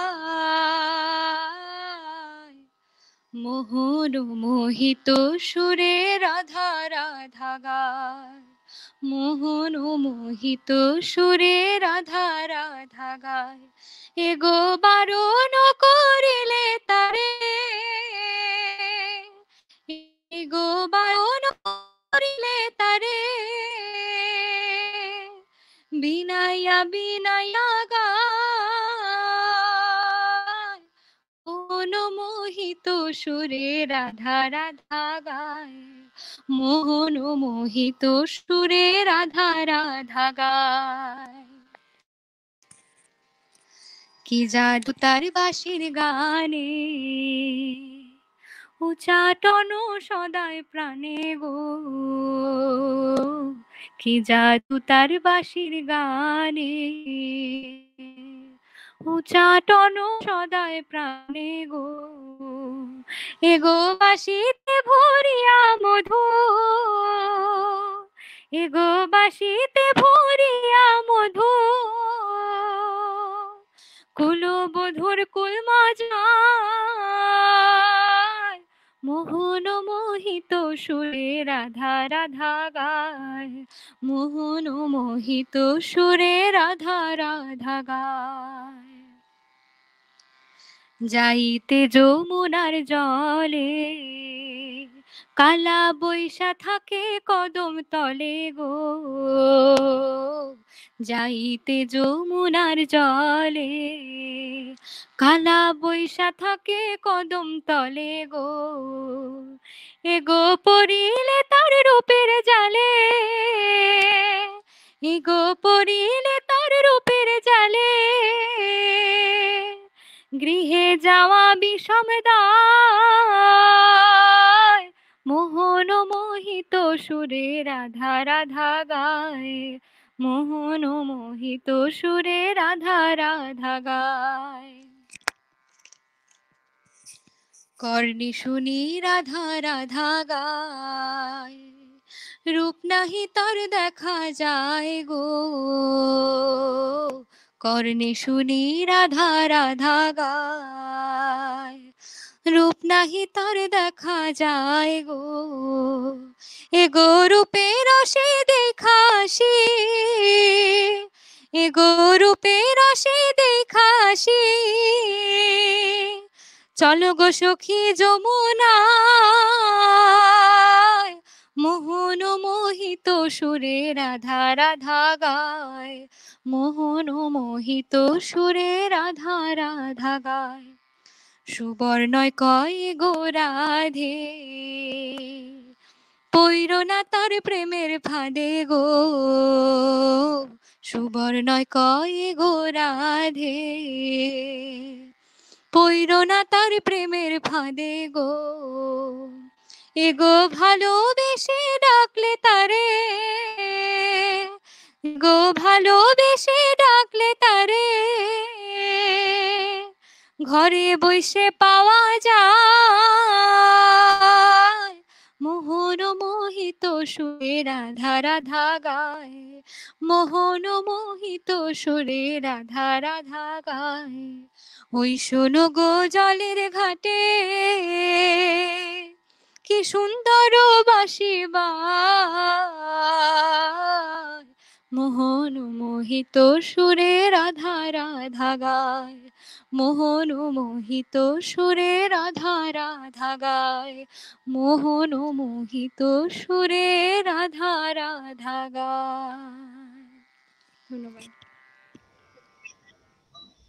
অসাধারণ পরিবেশনা, অনেক ধন্যবাদ। আর খুব আমি ভালো একটা হয়েছে। কথা বলে নিতে চাই, আমি আমার পারদিদির কথা বলিনি, একটু আগে যে বলছিলাম ওনাকে আমি একটু সম্ভবত দেখেছি এখানে। তো আমি যে গান আমার গুরুদের কথা বলেছিলাম, তো পারমিতা মুমু আমার বোন, ওনার কাছে আমি অনেকদিন শিখেছি, শাস্ত্রীয় সঙ্গীতের তালিম নিয়েছিলাম ওনার কাছে। আমি এটা বলতে চাইছিলাম। অনেক ধন্যবাদ। আপনার যারা গুরুরা যুক্ত হয়েছেন, আপনার পরিবারের সকলে যুক্ত হয়েছেন, এভাবে আসলে উৎসাহিত করা গুরুদের প্রতি শ্রদ্ধা। সবাইকে অনেক ধন্যবাদ, আমাদের সাথে আছেন, আমাদের অনুষ্ঠানের সাথে আছেন। এবার একটু অন্য প্রসঙ্গে আছি। শুধু দর্শক মন্ডলী, আমরা সবাই জানি খুবই সাম্প্রতিক কয়েকটি ঘটনা, কয়েকটি ধর্ষণের ঘটনা আমাদের সবার মনকে নাড়া দিয়েছে, এবং আমরা কখনোই চাই না এরকম ঘটনা ঘটুক, এবং এত বেশি নৃশংসভাবে এই ঘটনাগুলো ঘটে গিয়েছে। আমি আর উল্লেখ করে বলতে চাই না, আমরা সবাই জানি এই ঘটনাগুলো গত 15 দিন 20 দিন যাবত এসব হয়েছে, বিভিন্ন মিডিয়ায় গেছে, খবর হচ্ছে, ফেসবুকে সবাই আমরা খবরাখবর ছবি প্রকাশ করছি। কিন্তু এটার আমরা চাই, ভয়েস ওভারের পক্ষ থেকে আমি বলতে চাই যে আমরা যত শিল্পীরা আছি, সংস্কৃতি কর্মীরা আছি, তারা যেন সবাই সোচ্চার হই এই ধর্ষণের বিরুদ্ধে। আমরা চাই প্রত্যেকটি ধর্ষক যারা, তাদের বিচার হোক, যথাযথ শাস্তি হোক, এমন শাস্তি যে শাস্তি দেখে এই অপরাধ করার মতো সাহস আর যেন কেউ না করে, আর যেন কোনো নারী তার ইচ্ছার বিরুদ্ধে যৌন নিপীড়িত না হয়। আমরা আন্দোলন গড়ে তুলি, যে যার নিজের জায়গা থেকে আন্দোলন গড়ে তুলি, প্রতিবাদ করি এই অন্যায়, এই ঘোরতর অন্যায়। এরকম অন্যায় আমরা কেউই চাই না আসলে আমাদের সাথে এরকম ঘটনা ঘটুক। আমাদেরই মা, আমাদেরই বোন, আমাদেরই সংসারের তো সবাই। তো এরকম ঘটনা আসলে খুবই হৃদয় বিদারক। বিভিন্ন ধরনের সব সংগঠন থেকে, বাংলাদেশে সমৃদ্ধ সাংস্কৃতিক জোট, আবৃত্তি সমন্বয় পরিষদ, আমরা যারা বিভিন্ন সংগঠন করি, সব সংগঠন থেকেই সাংস্কৃতিক কর্মীরা প্রতিবাদ করে যাচ্ছেন, আন্দোলন করে যাচ্ছেন, মানববন্ধন করছেন, রাস্তায় দাঁড়াচ্ছেন। এবং শুধু কর্মীরা নয়, বলতে চাই সবাই সবার জায়গা থেকে সোচ্চার হন, সবাই সবার জায়গা থেকে সজাগ হন, সচেতন হন। প্রত্যেকটি জনসাধারণকে এই বিষয়ে সচেতন করবার দায়িত্ব আসলে আমাদের সবার। আমরা এই বিষয়ে যেন কাজ করে যাই, একটি ধর্ষকের হলেও যেন এই বাংলার মাটিতে আমরা তার বিচার দেখতে পারি, তার যথাযথ শাস্তি দেখে যেতে পারি। শাস্তি না হলে এই ঘটনা কখনোই কমবে না, বরং আমরা দেখছি দিন দিন বেড়েই যাচ্ছে, নৃশংসতা বেড়ে যাচ্ছে, মানুষের মধ্যে মানবিক বোধ একেবারেই নেই বললেই চলে, মানবিক বোধ কমে যাচ্ছে। আমরা চাই একটি মানবিক পৃথিবী তৈরি হোক, প্রতিটি শিশু, প্রতিটি নারী, প্রতিটি মানুষ, প্রতিটি জীব পৃথিবীতে বাঁচার মতো বাঁচুক, নিজের মতো করে বাঁচুক, সেই স্বাধীনতাটুকু যেন আমরা পাই, সেই দাবি জানাই। অনেক ধন্যবাদ। একটু কঠিন কথা বলে ফেললাম দর্শকরা। বলছি এই কারণে যে এই অনুষ্ঠান সারা বিশ্বের, বাংলাদেশের এবং বিশ্বের অনেক লোকজন এই অনুষ্ঠান দেখছেন, তারা যেন এই বার্তাগুলো সবার কাছে ছড়িয়ে দেন, তারা যেন নিজেরা সচেতন হন, নিজেরা সোচ্চার হন। চলে যাব বাবু ভাইয়ের কাছে। বাবু ভাইকে আমরা অনেকক্ষণ পরে পেয়েছি। বাবু ভাইয়ের কাছে একটু চলে যাই, ওনার পরিবেশনা শুনবো। বাবু ভাই, আপনি পরিবেশনে যাব, তার আগে আপনার এই সাম্প্রতিক এই ঘটনাগুলো নিয়ে যদি কোনো বার্তা থাকে বলবার জন্য দর্শকদেরকে নিশ্চয়ই বলুন। না, খুবই চমৎকার একটি বিষয় সামনে নিয়ে এসেছেন, আপনাকে ধন্যবাদ। এই বিষয়টি আনা দরকার ছিল। আমরা যারা সাংস্কৃতিক সংগঠন করি, তারা আমরা সেই ছাত্র জীবন থেকে আমরা কিন্তু সোচ্চার ছিলাম এই সাংস্কৃতিক দলগুলোকে নিয়ে বাংলাদেশ আবৃত্তি সমন্বয় পরিষদের আন্ডারে অথবা সম্মিলিত সাংস্কৃতিক জোটের ব্যানারে আমরা বহু আন্দোলন সংগ্রাম করেছি। আমি বলবো যে আন্দোলন সংগ্রাম করে কি হবে, আমরা আমার বোনের নিরাপত্তা আমাকেই দিতে হবে, আমার মায়ের নিরাপত্তা আমাকেই দিতে হবে, আমার আশপাশে যেসব বোনেরা আছে তাদের নিরাপত্তাও আমাকে দিতে হবে। সবার প্রতি যে সহমর্মিতা বোধটুকু যদি আমাদের সবার মধ্যে তৈরি হয়, তাহলেই কিন্তু আমাদের সমাজ বদলে যাবে। সরকার কিন্তু সরকারের পক্ষে কিন্তু এটি সম্ভব না।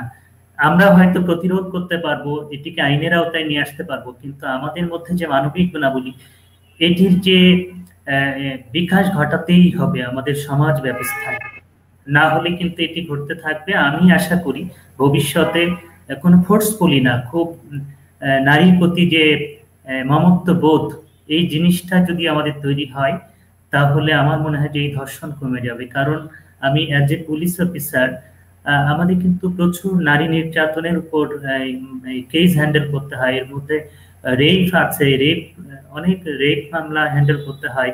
তো আমি বলবো যে এটি কমে আসবে দিন দিন, আমরা যদি সোচ্চার হই, সমাজের সাধারণ মানুষ যদি সোচ্চার হয়।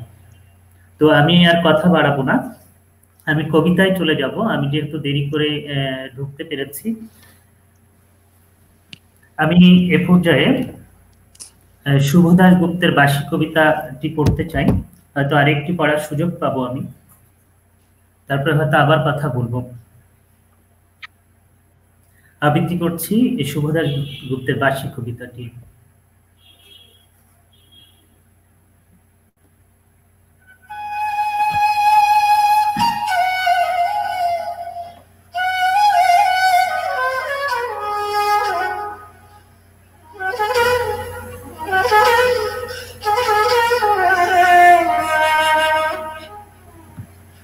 আমার কলেজের বন্ধু সত্য দারুণ বাঁশি বাজাতো। উত্তাল সেই সত্তরের কোনো এক বৃষ্টি ধোয়া সন্ধ্যায় সত্য খুব হলো। বাঁশি বাজানোর সাথে সত্য রাজনীতিও করত। আমি কিছু করতাম না, পারতামও না, শুধু মন দিয়ে পড়াশোনা করতাম। সত্য বাঁশি বাজাতে পারত, অদ্ভুত স্বপ্নের মতো সুর শোনাতো আমাদের। ওর বাঁশি আমাকে খুব টানত। সেই সত্য খুন হয়ে গেল। খবর পেয়েও গলা কাটা সত্যের লাশ আমি দেখতে যাইনি, যেতে পারিনি। কিন্তু তারপর থেকে ঘুম ভেঙে যাওয়া কত রাতে যে আমি সত্যের বাঁশি শুনতে পেয়েছি। সত্য বলতো, মামা কাকা না থাকলে এদেশে চাকরি হয় না, সব শালা খালি স্বজন পোষণ। কলেজ জীবন শেষ হবার পর মামার দৌলতে আমি একটা ভালো চাকরি পেয়ে গেলাম। যথাসময়ে আমার বিয়ে হলো। বন্ধুরা বরযাত্রী হয়ে সঙ্গে গেল। খুব হইচই আনন্দ হলো। বউ ভাতের দিন। সাদা শাড়ি পরে সুপর্ণা এসেছিল। শীতের সেই সন্ধ্যায় ওর গায়ে শাল বা কার্ডিগান ছিল না, কাঁধে ছিল ঝোলা ব্যাগ। এক সময় যা সত্যের চওড়া কাঁধে ছুটত। এখন আমি ভালো চাকরিতে আরো ভালো পদে আসি।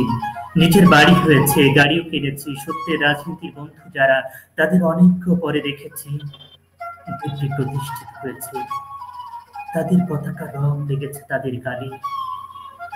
আজকাল আমি কবিতাটা বেশ লিখি, লোকে বেশ প্রশংসা করে, বইটাও ছাপা হচ্ছে, নামডাক হয়েছে। আমি এখন ওই যাকে বলে প্রায় সেলিব্রিটি আর কি। আমার বউ, আমার বউর গয়না আর শাড়ির উজ্জ্বলতা ওই যাকে বলে পড়শির ঈর্ষা, ওনার্স প্রাইড। আমার ছেলে নামে ইংরেজি স্কুলে পড়ে, উজ্জ্বল ছাত্র। ওর মায়ের ইচ্ছে ওকে বিদেশে পাঠাবে উচ্চ শিক্ষার জন্য। একদিন তখন শ্রাবণ মাস, সারা দুপুর একটানা বৃষ্টি হয়েছে। সেদিন ছুটি ছিল, বিছানায় শুয়ে ঘুম এসে যাচ্ছিল। সেই আধো ঘুমে আমি সত্যকে দেখতে পেলাম। দেখলাম ভীষণ বৃষ্টি পড়ছে, ঝাপসা হয়ে গেছে চারিদিক। সেই ভীষণ চিরচেনা শহর, বহুবার শোনা স্বপ্নের মতো একটা সুর। বৃষ্টিতে সত্য ভিজে যাচ্ছে, তবু সে বাঁশি বাজিয়েই যাচ্ছে। হঠাৎ কোথা থেকে একটা দারুণ জোরে শব্দ হলো। দেখলাম একটা লোক খুব কাছ থেকে সত্যকে গুলি করলো। সত্যের বুকটা ফুটো হয়ে গল গল করে রক্ত ঝরতে লাগলো। সত্য কিন্তু হাসছিল, আর বাঁশিও বাজাচ্ছিল। বৃষ্টির শব্দকে ছাপিয়ে সত্যের বাঁশি, রক্তের প্রচন্ড স্রোতকে ছাপিয়ে সত্যের বাঁশি।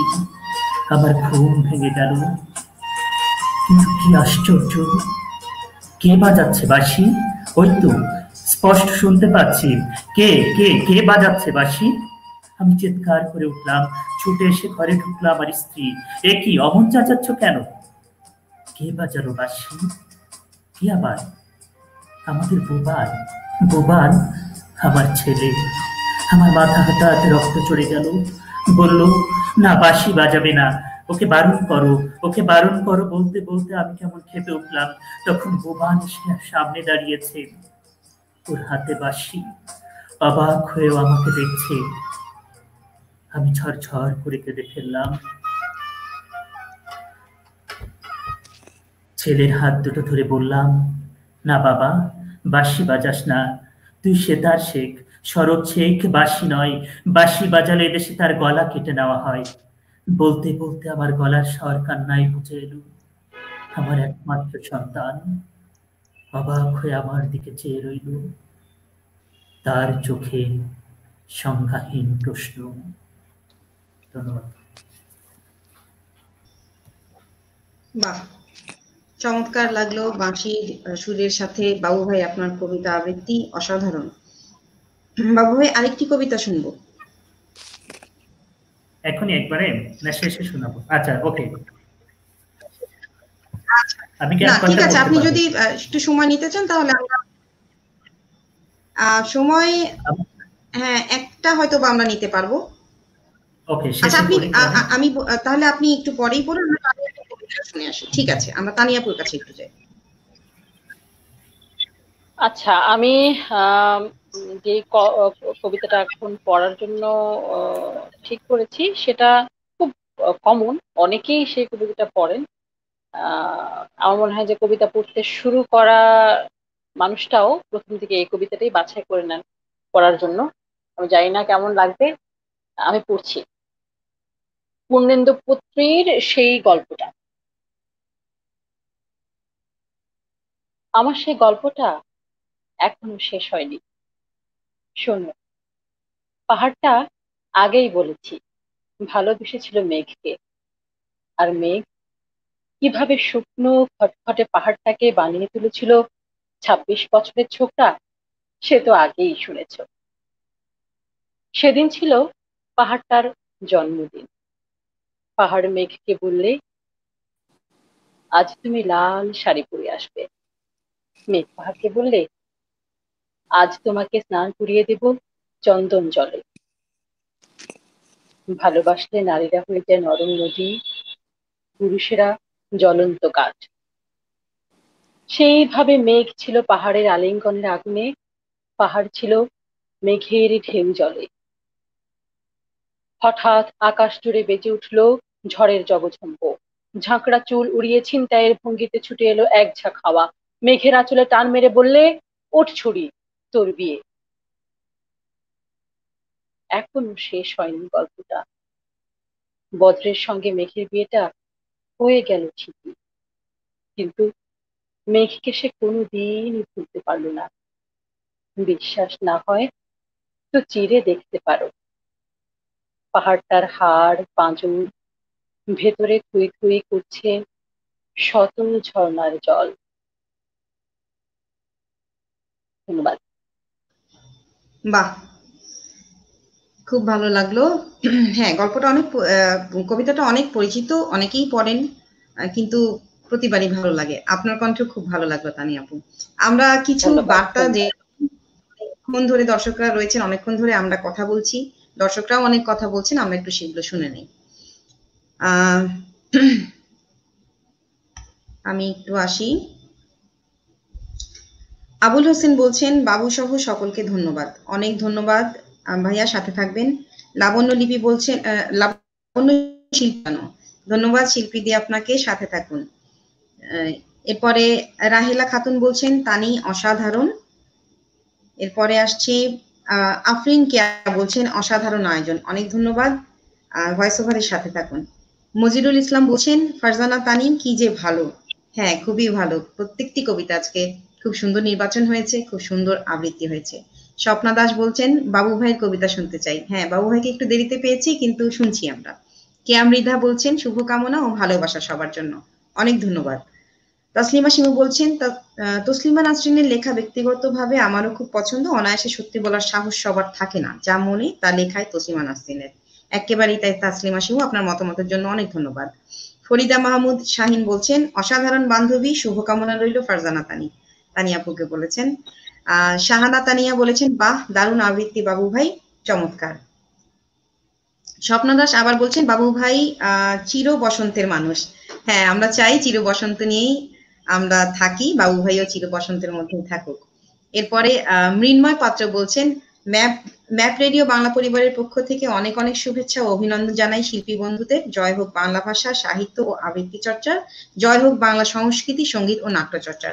এ ফাঁকে বলে নেই, ম্যাপ রেডিও কলকাতার জামশেদপুর থেকে একটি চ্যানেল, অনলাইন চ্যানেল, তাদের বাংলা ভার্সন আছে ম্যাপ রেডিও বাংলা। ওরা প্রত্যেকদিন দুই বাংলার মেলবন্ধনে অনুষ্ঠান করে থাকেন, তাদের অনুষ্ঠান খুবই জনপ্রিয়। সেখানে আমিও একবার গিয়েছি। মৃন্ময়দাকে অনেক ধন্যবাদ, আজকে আমাদের ভয়েস ওভারের সাথে আছেন এবং শিল্পীদের উৎসাহ দিলেন। তাসলিমা শিমু বলছেন, দ্বৈত পরিবেশনা অসাধারণ লাগছে। হ্যাঁ, খুব ভালো ছিল। এরপরে শাহানা তানিয়া বলছেন, টেলিফোনে কথোপকথনের কবিতা আবৃত্তি চমৎকার হয়েছে, অনেক ধন্যবাদ তানিয়া আপু।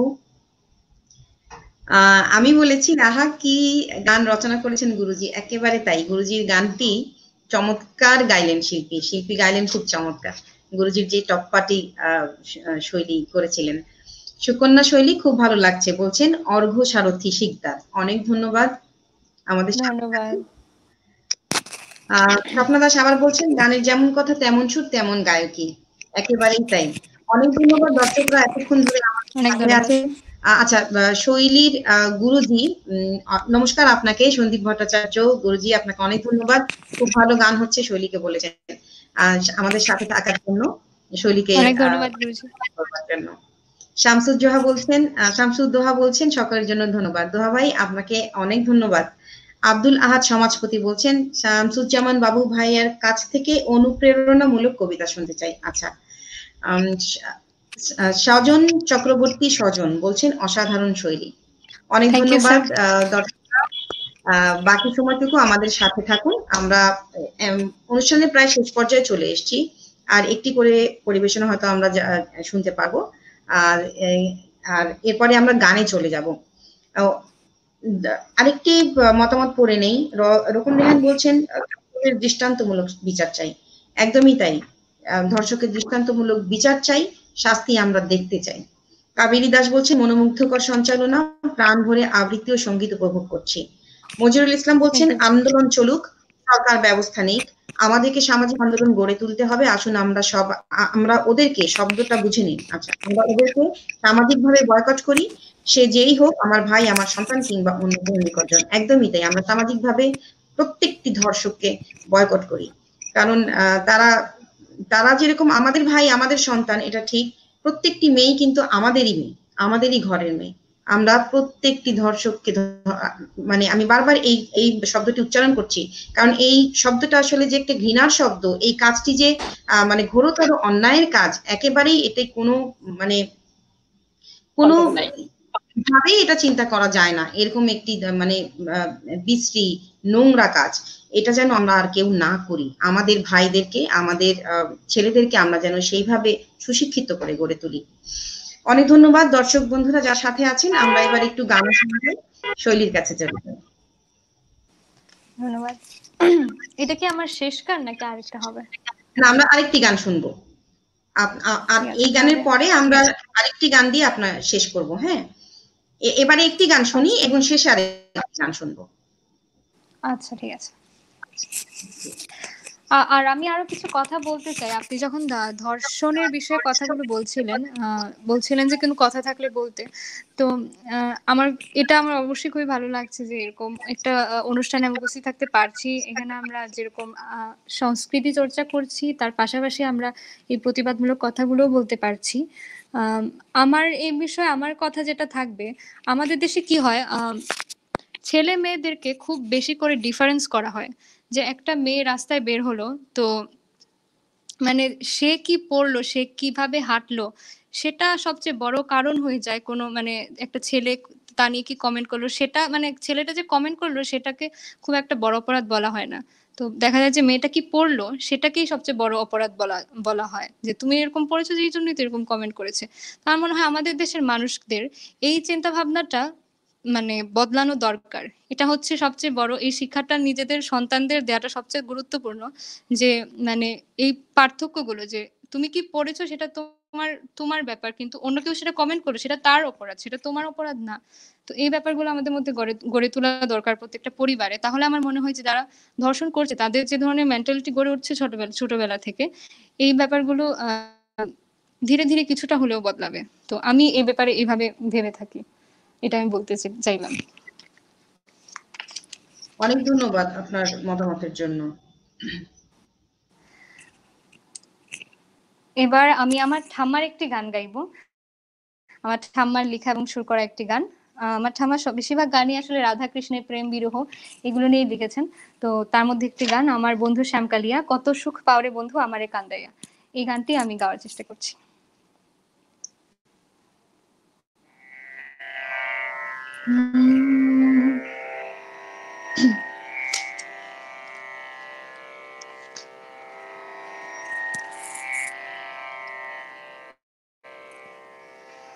আমার বন্ধু শ্যামকালিয়া, কত সুখ পাওরে বন্ধু আমার কান্দাইয়া। আমার বন্ধু শ্যামকালিয়া, কত সুখ পাওরে বন্ধু আমার কান্দাইয়া। ও বন্ধু রঙ্গ রসে আছো তুমি, ও বন্ধু রঙ্গ রসে আছো তুমি, আমারে ভুলিয়া কত সুখ পাওরে বন্ধু আমার কান্দাইয়া। আমার বন্ধু শ্যামকালিয়া, কত সুখ পাওরে বন্ধু আমার কান্দাইয়া। আমি কতই করলাম বন্ধের লাইগা গো, তবু বন্ধের মন না পাইলাম গো। কতই করলাম বন্ধের লাইগা গো, তবু বন্ধের মন না পাইলাম গো। এগো এখন আমায় সাইরা গেল, এগো এখন আমায় সাইরা গেল, কি দোষ জানিয়া। কত সুখ পাওরে বন্ধু আমার কান্দাইয়া। বন্ধু আমার নিদারুণ নির্দয়া, পাষাণে বান্ধিছে হিয়া গো, বন্ধু আমার নিদারুণের দয়া, পাষাণে বান্ধিছে হিয়া গো। এগো জানে না সে নারীর বেদন, এগো জানে না সে নারীর বেদন, কঠিন তার রহিয়া কত সুখ পাওরে বন্ধু আমার কান্দাইয়া। সুবর্ণয় কয় গো পিয়ারি, পাবে তোমার বংশীধারী গো, সুবর্ণয় কয় গো পিয়ারি, পাবে তোমার বংশীধারী গো। এগো অপেক্ষাতে বসে থাকো, এগো অপেক্ষাতে বসে থাকো, ধৈর্য ধরিয়া কত সুখ পাওরে বন্ধু আমার কান্দাইয়া। আমার বন্ধু শ্যাম কালিয়া কত সুখ পাওরে বন্ধু আমার কান্দাইয়া। ও বন্ধু রঙ্গ রসে আছো তুমি, ও বন্ধু রঙ্গ রসে আছো তুমি, আমারে ভুলিয়া কত সুখ পাওরে বন্ধু আমার কান্দাইয়া। আমার বন্ধু শ্যাম কালিয়া কত সুখ পাওরে বন্ধু আমার কান্দাইয়া। চমৎকার গান শুনলাম শৈলী, অনেক ধন্যবাদ আপনার থাম্বান গান শুরু করা, খুবই চমৎকার। এগুলো আসলে সামনে আসা উচিত, যে কোনো অনুষ্ঠানেই আপনি যান। আমি বলবো আপনার দাদুর গান, আপনার ঠাম্মার গানগুলো যেগুলো রচনা, সেগুলো আমরা আসলে সবসময় শুনতে পারি না বা শুনি না, অনেকে আমরা জানিও না আসলে কত গান ওনারা রচে গেছেন, রচনা করে গেছেন। এই গানগুলো সবসময় সামনে আনবেন। অনেক ধন্যবাদ এই জন্য। আমার ঠাম্মা দেখছেন এই মুহূর্তে, নিউ ইয়র্কে আছেন উনি, পিসিমণি বাসায়, উনি দেখছেন এই মুহূর্তে অনুষ্ঠান, উনি খুব খুশি হবেন আপনাকে। অনেক অনেক শ্রদ্ধা, অনেক অনেক শ্রদ্ধা আমাদের পক্ষ থেকে। আমরা চলে যাব শেষ পরিবেশনায়। বাবু ভাইয়ের কাছে যাব। বাবু ভাই, আপনার শেষ পরিবেশনাটি শুনবো। আচ্ছা, এত চমৎকার গানের পরে আসলে আমার আবৃত্তি, আমি যেহেতু কয়েকটা কবিতা কম পড়তে পেরেছি, এই জন্য বড় একটি কবিতা দিয়ে শেষ করি। রবীন্দ্রনাথ পড়লাম, এখন নজরুল দিয়ে শেষ করতে চাই। যদি আর বাঁশি না বাজে। আর ফোক সঙ্গীতের প্রতি আমার তো একটা দুর্বলতা আছেই, আমি প্রচুর গান শুনি। সুকন্যা শৈলী এত চমৎকার, মাটির গান গাইলেন, মানে আসলে আমাদের দর্শকরা শৈলীর গান শুনেই তো আসলে মুগ্ধ। ওকে, আমি আবৃত্তিতে চলে যাই। ধন্যবাদ শৈলী। যদি আর বাঁশি না বাজে।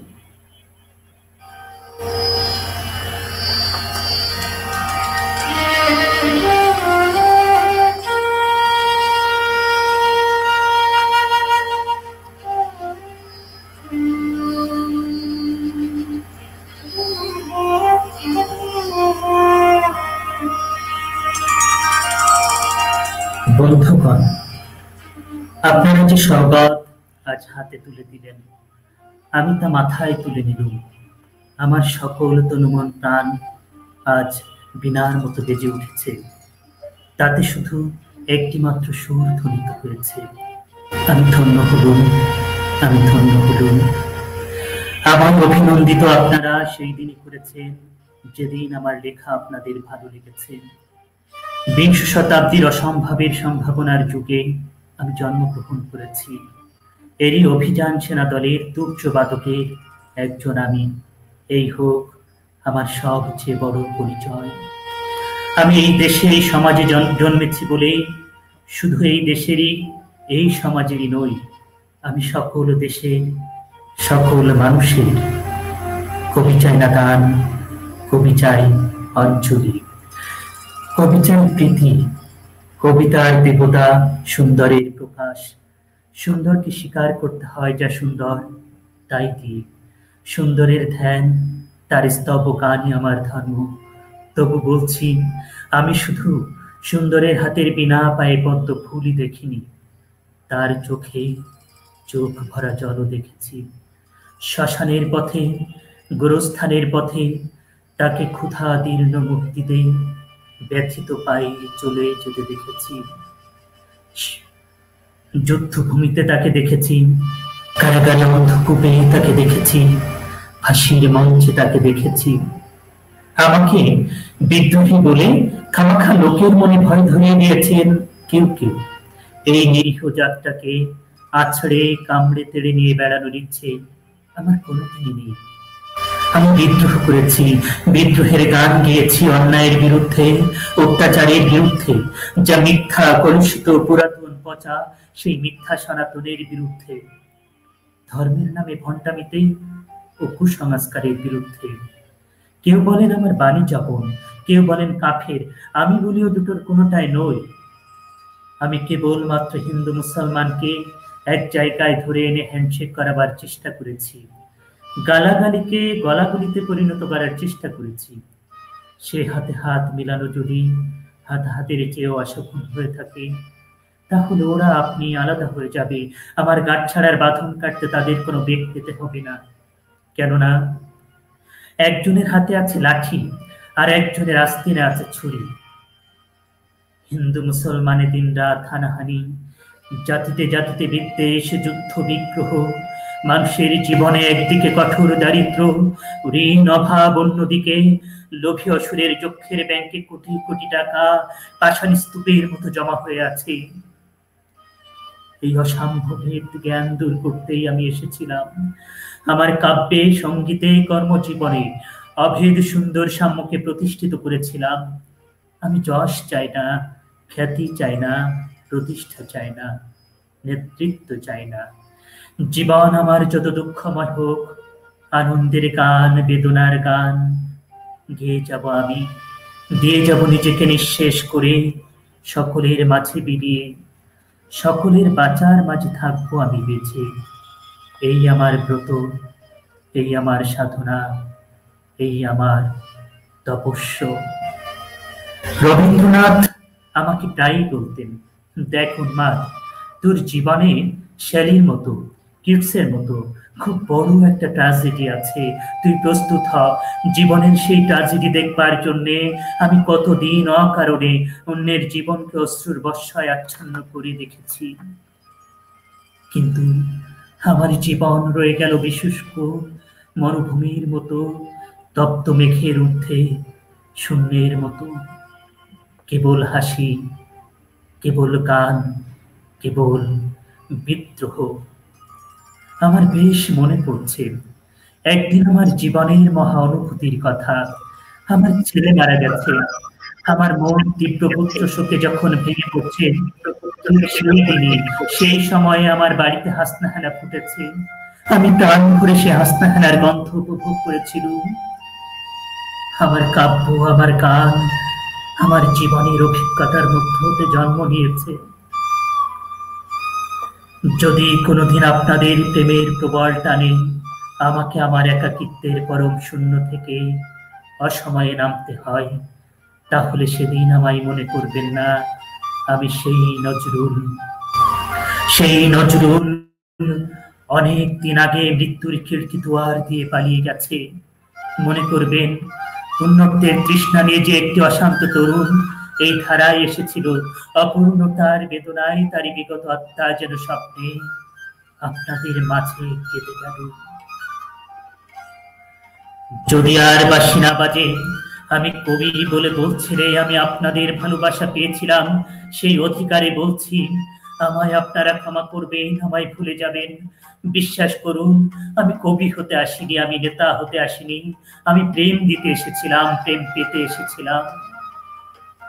সে প্রেম পেলাম না বলে আমি এই নীরস পৃথিবী থেকে নীরব অভিমানী চিরদিনের জন্য বিদায় নিলাম। যেদিন আমি চলে যাব সেদিন হয়তো বড় বড় সভা হবে, কত প্রশংসা, কত কবিতা বেরোবে হয়তো আমার নামে।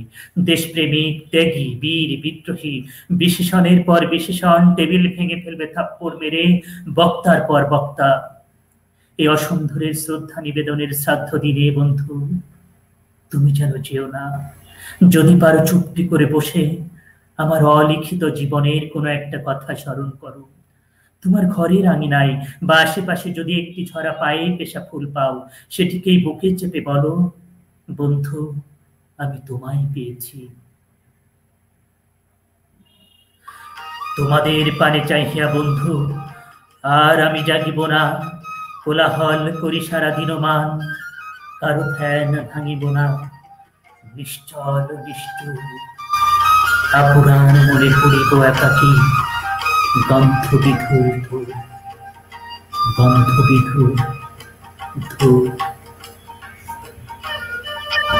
নমস্কার বাবু ভাই, খুব সুন্দর আবৃত্তি শুনলাম। সময় আমরা অনেকটা পেরিয়ে এসেছি, দ্রুত চলে যাব তানিয়াপুর কাছে। তানিয়াপু, আপনার শেষ পরিবেশনা শুনবো। এত সুন্দর সুন্দর কবিতা, গান, আসলে এরপরে আমার শুনতেই ইচ্ছে করছে। যাই হোক, শেষ কবিতাটা পড়তে চাই। সুভাষ মুখোপাধ্যায়ের যেতে যেতে। বাবু ভাই অনেক সুন্দর ব্যাকগ্রাউন্ড মিউজিক দিয়ে কবিতা পড়েছেন, আর শৈলী তো গানে সবাইকে মুগ্ধ করে রেখেছে। এর মধ্যে আসলে আমার এই আমি জানি না কেমন লাগবে সবার। সুভাষ মুখোপাধ্যায়ের যেতে যেতে। তারপর যেতে যেতে যেতে এক নদীর সাথে দেখা, পায়ে তার কুল বাঁধা, পরনে উড়ু উড়ু ঢেউয়ের নীল ঘাগরা। সে নদীর দুদিকে দুটো মুখ, এক মুখে সে আমাকে আসছে বলে দাঁড় করিয়ে রেখে অন্য মুখে ছুটতে ছুটতে চলে গেল। আর যেতে যেতে বুঝিয়ে দিল, আমি অমনি করে আসি, অমনি করে যাই। বুঝিয়ে দিল, আমি থেকেও নেই, থেকেও আছি। আমার কাঁধের উপর হাত রাখলো সময়, তারপর কানের কাছে ফিসফিস করে বলল, দেখলে কাণ্ডটা দেখতে, আমি কিন্তু কখনো তোমাকে ছেড়ে থাকি না। তার কথা শুনে হাতের মুঠোটা খুললাম। কাল রাত্রের বাসি ফুলগুলো সত্যি শুকিয়ে কাঠ হয়ে আছে। গল্পটার কোনো মাথামুন্ড নেই বলে বুড়ো ধাড়িদের একেবারেই ভালো লাগলো না। আর তাছাড়া গল্পটা বানানো, পাছে তারা উঠে যায়, তাই তাড়াতাড়ি ভয়ে ভয়ে আবার আরম্ভ করলাম। তারপর যেতে যেতে যেতে দেখি বনের মধ্যে আলো জ্বালা প্রকাণ্ড এক শহর। সেখানে খাঁ খাঁ করছে বাড়ি, আর সিঁড়িগুলো সব যেন স্বর্গে উঠে গেছে। তার একটাতে দেখি চুল এলো করে বসে আছে এক পরমা সুন্দরী রাজকন্যা। লোকগুলোর চোখ চকচক করে উঠলো। তাদের চোখে চোখ রেখে আমি বলতে লাগলাম, তারপর সেই রাজকন্যা আমার আঙুলে আঙুল জড়ালো। আমি তাকে আস্তে আস্তে বললাম, তুমি আশা, তুমি আমার জীবন। শুনে সে বলল, এতদিন তোমার জন্যই আমি হাঁ করে বসে আছি। বুড়োধারীরা আগ্রহে উঠে বসে জিজ্ঞেস করলো, তারপর? ব্যাপারটা তাদের মাথায় যাতে ঢোকে তার জন্য ধোঁয়ায় ধোঁয়াকার হয়ে মিলিয়ে যেতে যেতে আমি বললাম, তারপর কি বলবো, সেই রাক্ষসী আমাকে খেলো। ধন্যবাদ। চমৎকার। এটি একটি, এই কবিতাটা শুনতে শুনতে একেবারে একটা ছবি পাওয়া যায়, খুব সুন্দর, রূপকথার মতো। চমৎকার চমৎকার তানিয়াপু। আমরা একেবারেই শেষের দিকে চলে এসেছি, শেষ করব। শৈলীর গান শুনতে শুনতে আমরা বিদায় নিয়ে নেব। তার আগে আমরা বিদায় নিয়ে নেই দর্শকদের কাছ থেকে। বাবু ভাই, দর্শকের উদ্দেশ্যে 1 মিনিট বলুন।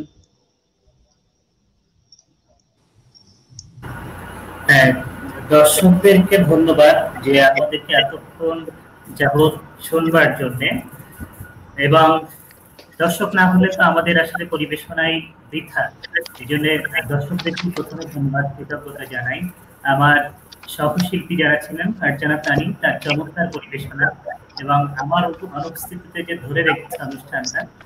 এছাড়া সুকন্যা শৈলী, কথাই নাই, অসাধারণ, একবারে মেটুল গান, আমাদেরকে বিমুগ্ধ করে রেখেছে এই গানের মধ্য দিয়ে। আর স্নিগ্ধা রানী সরকার, যার চমৎকার উপস্থাপনা আমাদের পুরো অনুষ্ঠানটাকে একটু সুতায় গেঁথেছে। এটি হচ্ছে, এবং এই অনুষ্ঠানের নেপথ্যে যে মূল কারিগর আমাদের সোহেল ভাই। সোহেল ভাই আমার অনেক প্রিয় মানুষ, যিনি আসলে আবৃত্তি শিল্পী নিয়ে অনেক বেশি কাজ করেন, আসলে চোখের আড়ালে, তাকে দেখতে পায় না, কিন্তু আবৃত্তি শিল্পের জন্য অনেক কাজ করে যান তিনি। আমি জানি, তাকে অনেক দিন ধরে চিনি। এই সোহেল ভাইকে ধন্যবাদ। সর্বশেষ হচ্ছে ভয়েস ওভারকে আমাকে সুযোগ করে দেওয়ার জন্য ধন্যবাদ। আমি আসলে রিহার্সাল করতে পারি না, অনেক ব্যস্ততার সময়ের মধ্যেও আমি যতটুকু পেরেছি সবার প্রতি কৃতজ্ঞতা। ধন্যবাদ। অনেক ধন্যবাদ। তানিয়া আপু, বিদায়ের পালা। আসলে কি বলবো, এইরকম একটা অনুষ্ঠানে অংশগ্রহণ করতে পারা, এটা আসলে একজন আবৃত্তি শিল্পী, যে কোনো শিল্পীর জন্য আসলে প্লাস পয়েন্ট। কারণ এখন আসলে টেলিভিশনের চেয়ে আমার মনে হয় সোশ্যাল মিডিয়াতে দর্শকরা বেশি অ্যাক্টিভ। তো এই অনুষ্ঠানগুলোই মানুষের অনেক কাছে নিয়ে যায়, আমার কাছে মনে হয়। তো সেই হিসেবে আসলে এই অনুষ্ঠানটা আমাদের জন্য আশীর্বাদ। আমাদের যারা শিল্পীরা কাজ করছি অনেকদিন ধরে, বা যারা কাজ করছে না, সবার জন্যই। ভয়েস ওভারকে অনেক ধন্যবাদ, সোহেল ভাইয়াকে অনেক ধন্যবাদ। সোহেল ভাইয়া আসলে, ওনার কথা কি বলবো, আমার বড় ভাইয়ের মতো, বড় ভাই উনি আমার।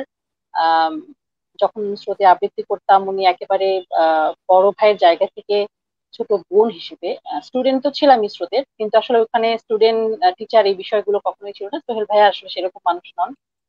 উনি আমাদেরকে আসলে বৃক্ষের ছায়ার মতো ছায়া দিয়ে। শান্তা আপার কথা আমি কখনোই ভুলতে পারি না। শান্তা আপাকে আমি, ওনার কবিতা আমি, মানে আমার মনে হয় যে আমি চোখ বন্ধ করলে আমি ওনার কবিতা শুনতে পাই। এত সুন্দর কবিতা কিভাবে মানুষ করতে পারে আমি জানি না। আর আপা আপনাকেও, স্নিগ্ধা রানী আপা আপনাকেও ধন্যবাদ অনেক। সুন্দর অনুষ্ঠান উপস্থাপনা আপনি করেন, খুবই সুন্দর, খুব ভালো লাগলো। অনেকক্ষণ ধরে দর্শকদেরকে ধরে রাখার মতো একটা সম্মোহনী কিছু একটা আছে। আর বাবু ভাই তো ব্যাকগ্রাউন্ড অনেক মিউজিক দিয়ে ধন্যবাদ তানিয়া আপু। আবৃত্তি করলেন। আর গান তো আসলে অসাধারণ। গানের কথা কি বলবো, দর্শকরাই সেটা বলেছেন, যারা শুনেছেন শ্রোতারা, দর্শকরা তারাই বলেছেন গানটা আসলে কতটা অসাধারণ। সবকিছু মিলিয়ে খুবই ভালো লাগলো, খুব ভালো একটা সময় কাটলো। এরকম সময় আসলে আমাদের খুব বেশি আসে না ব্যস্ততার জন্য। তো সব মিলিয়ে সবাইকে ধন্যবাদ। দর্শক যারা আমাদেরকে এতক্ষণ উৎসাহ দিয়েছেন, যারা আমাদের কথা শুনেছেন, আবৃত্তি দেখেছেন, গান শুনেছেন, তাদেরকে অনেক ধন্যবাদ সাথে থাকার জন্য। আশা করছি যে এরকম অনুষ্ঠান আরো আমরা পাবো, দর্শকরা এই অনুষ্ঠানগুলোর সাথে থাকবেন। সবাইকে ধন্যবাদ। অনেক ধন্যবাদ তানিয়া আপু। দর্শকদের কাছ থেকে এবার আমারও বিদায় নেবার পালা। আমরা চেয়েছিলাম শৈলীর গান দিয়ে শেষ করতে, কিন্তু সম্ভবত শৈলী বিযুক্ত হয়ে গেছেন। দর্শকদের উদ্দেশ্যে বলতে চাই, দর্শক শ্রোতা, আগামীকাল একটি অ্যানাউন্সমেন্ট করতে চাই। হ্যাঁ, আচ্ছা, আমিও একটু বলি, একটু জাস্ট আমরা যে ডুয়েট আবৃত্তিতে উঠিয়েছি, আমরা আজকে হঠাৎ করে দুইজন বললাম যে ঠিক আছে, দুইবার করেছি, এরপরে আমরা এখানে অনেক ধন্যবাদ শিল্পীদেরকে, অনেক ধন্যবাদ। আমরা একেবারে শেষ পর্যায়ে, মানে আমি সাধারণত 1.5 ঘন্টা অনুষ্ঠান করে থাকি, আজকে অলরেডি ইতিমধ্যেই 1 ঘন্টা 50 মিনিট হয়ে গেছে, তো আমাকে শেষ করতে হবে। দর্শকদের উদ্দেশ্যে বলতে চাই, ভয়েস ওভার রুদ্র জয়ন্তী উপলক্ষে আগামীকাল একই সময়ে, বাংলাদেশ সময় রাত 8টা এবং নিউ ইয়র্ক সময় সকাল 10টায় আয়োজন করেছে রুদ্র জয়ন্তী। তো সেই অনুষ্ঠান পরিকল্পনা করেছেন মাহতাব সোহেল, এবং উপস্থাপনায় থাকবেন বিশিষ্ট আবৃত্তি শিল্পী মাসুদুজ্জামান। সবাইকে আমন্ত্রণ জানাচ্ছি সেই অনুষ্ঠানের সাথে যুক্ত হবার, ভয়েস ওভারের সাথে থাকবার। দর্শকরা যারা এতক্ষণ সাথে ছিলেন, আমাদের সাথে সবসময় থাকেন, এতক্ষণ সময় ধরে অনুষ্ঠান দেখছেন, প্রত্যেককে আমার আন্তরিক কৃতজ্ঞতা। আমি বলতে চাই, সবাই সোচ্চার হন, প্রতিবাদ করুন, নিজের জায়গা থেকে প্রতিবাদ করুন, নিজের ঘরের শিশুটির দিকে খেয়াল করুন, নিজের ঘরের মেয়েদের দিকে খেয়াল করুন, কেউ তাদের সাথে অন্যায় আচরণ করছে কিনা, কেউ তাদেরকে ছোট করছে কিনা, সামাজিকভাবে তারা অপদস্থ হচ্ছে কিনা, এগুলো সবসময় খেয়াল রাখবেন। যে যেখানে থাকবেন ভালো থাকবেন, সুস্থ থাকবেন, সুন্দর থাকবেন। সুন্দর আগামী হোক সবার, সবাই একটি সুন্দর জীবন নিয়ে বাঁচুক। মানবিক পৃথিবীর কণ্ঠস্বর, এই স্লোগান নিয়ে ভয়েস ওভার এগিয়ে চলেছে। আমরা চাই একটি মানবিক পৃথিবী সবার জন্য তৈরি হোক। সব তিনজন শিল্পীকে আমার পক্ষ থেকে, ভয়েস ওভারের পক্ষ থেকে, সৃজনী মননের পক্ষ থেকে অসংখ্য ধন্যবাদ এত ব্যস্ততার মধ্যে আমাকে আজকে এই 2 ঘন্টা সময় দেবার জন্য। আমি বিদায় নিয়ে নিচ্ছি। আগামী অনুষ্ঠানে আবারও দেখা হবে, আগামী পর্বে নতুন শিল্পীদেরকে নিয়ে, নতুন পরিবেশনা নিয়ে। আমরা চলে যাব শৈলীর কাছে। শৈলীর বিদায় বাণী শুনে, গান শুনতে শুনতে আজকের অনুষ্ঠান শেষ করব। শৈলী। আমি ভয়েস ওভারকে আমাকে এরকম একটি অনুষ্ঠানের সুযোগ দেওয়ার জন্য। পুরোটা অনুষ্ঠান জুড়ে আমার আসলে এত ভালো লেগেছে, মানে একটা মিনিটও এমন ছিল না যে আমি বোর হব, কারণ আমার পারফরমেন্স নেই তো আমি বোর হচ্ছি, এরকম একটা মিনিটের জন্য হয়নি। কারণ মানে আমার সাথে যে দুইজন শিল্পী ছিলেন, এত গুণী শিল্পী দুজনই, আমার খুবই ভালো লেগেছে। এবং আমি ধন্যবাদ জানাতে চাই মাহতাব সোহেল আঙ্কেলকে আমাকে বলার জন্য, এবং গোপন সাহা কাকুকে, যিনি আমাকে এখানে আসতে বলেছিলেন। তো আমি জানি না আমি কতটুকু গাইতে পেরেছি, এবং আসলে দেশে আসছি মাত্র 3 দিন হলো, তাই আমি খুব একটা প্র্যাকটিসে ছিলাম না। আমি চেষ্টা করেছি যতটুকু পারি। আমার ভুল ত্রুটি সবাই ক্ষমা সুন্দর দৃষ্টিতে দেখবেন। আমার শেষ পরিবেশনায়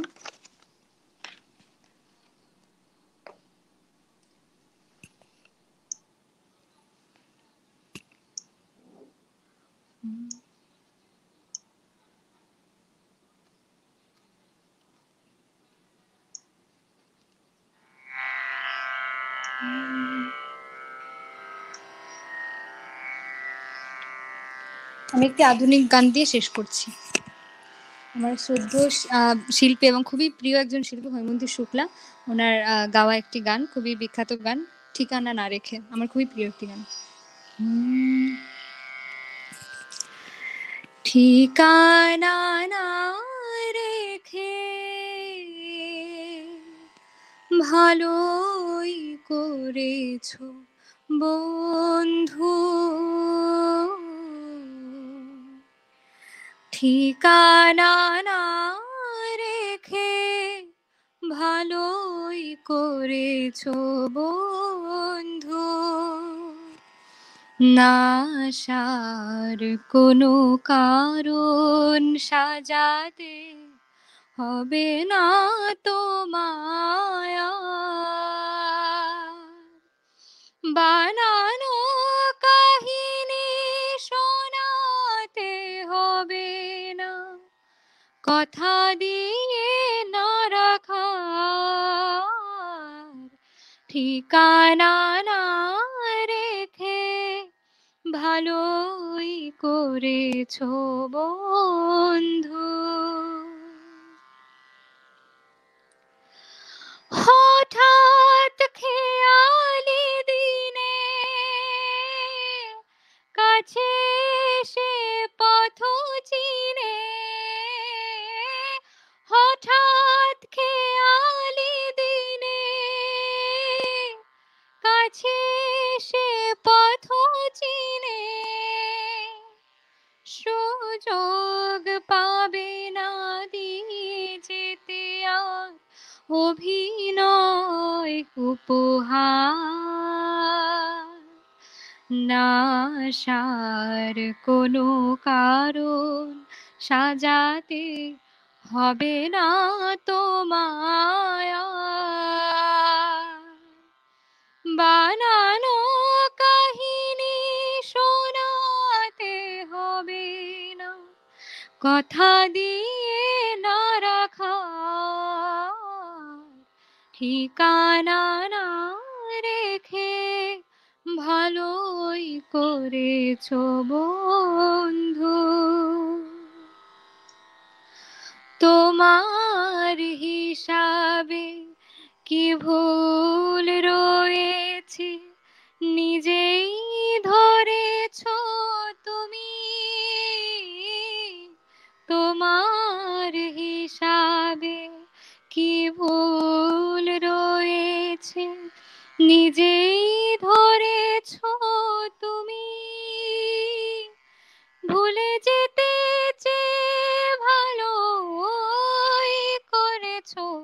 তুমি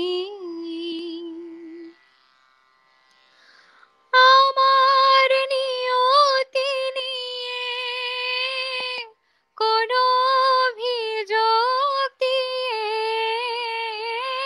আমার নিয়তি নিয়ে কোনো অভিযোগ দিয়ে, তুমিও আমিও পাবো না কোনো অবকাশ, কোনো কথা জানাবার, না আসার কোনো কারণ সাজাতে হবে না তোমায় আর। বানানো কাহিনী শোনাতে হবে না, কথা দিয়ে না রাখা ঠিকানা না রেখে ভালোই করেছো বন্ধু।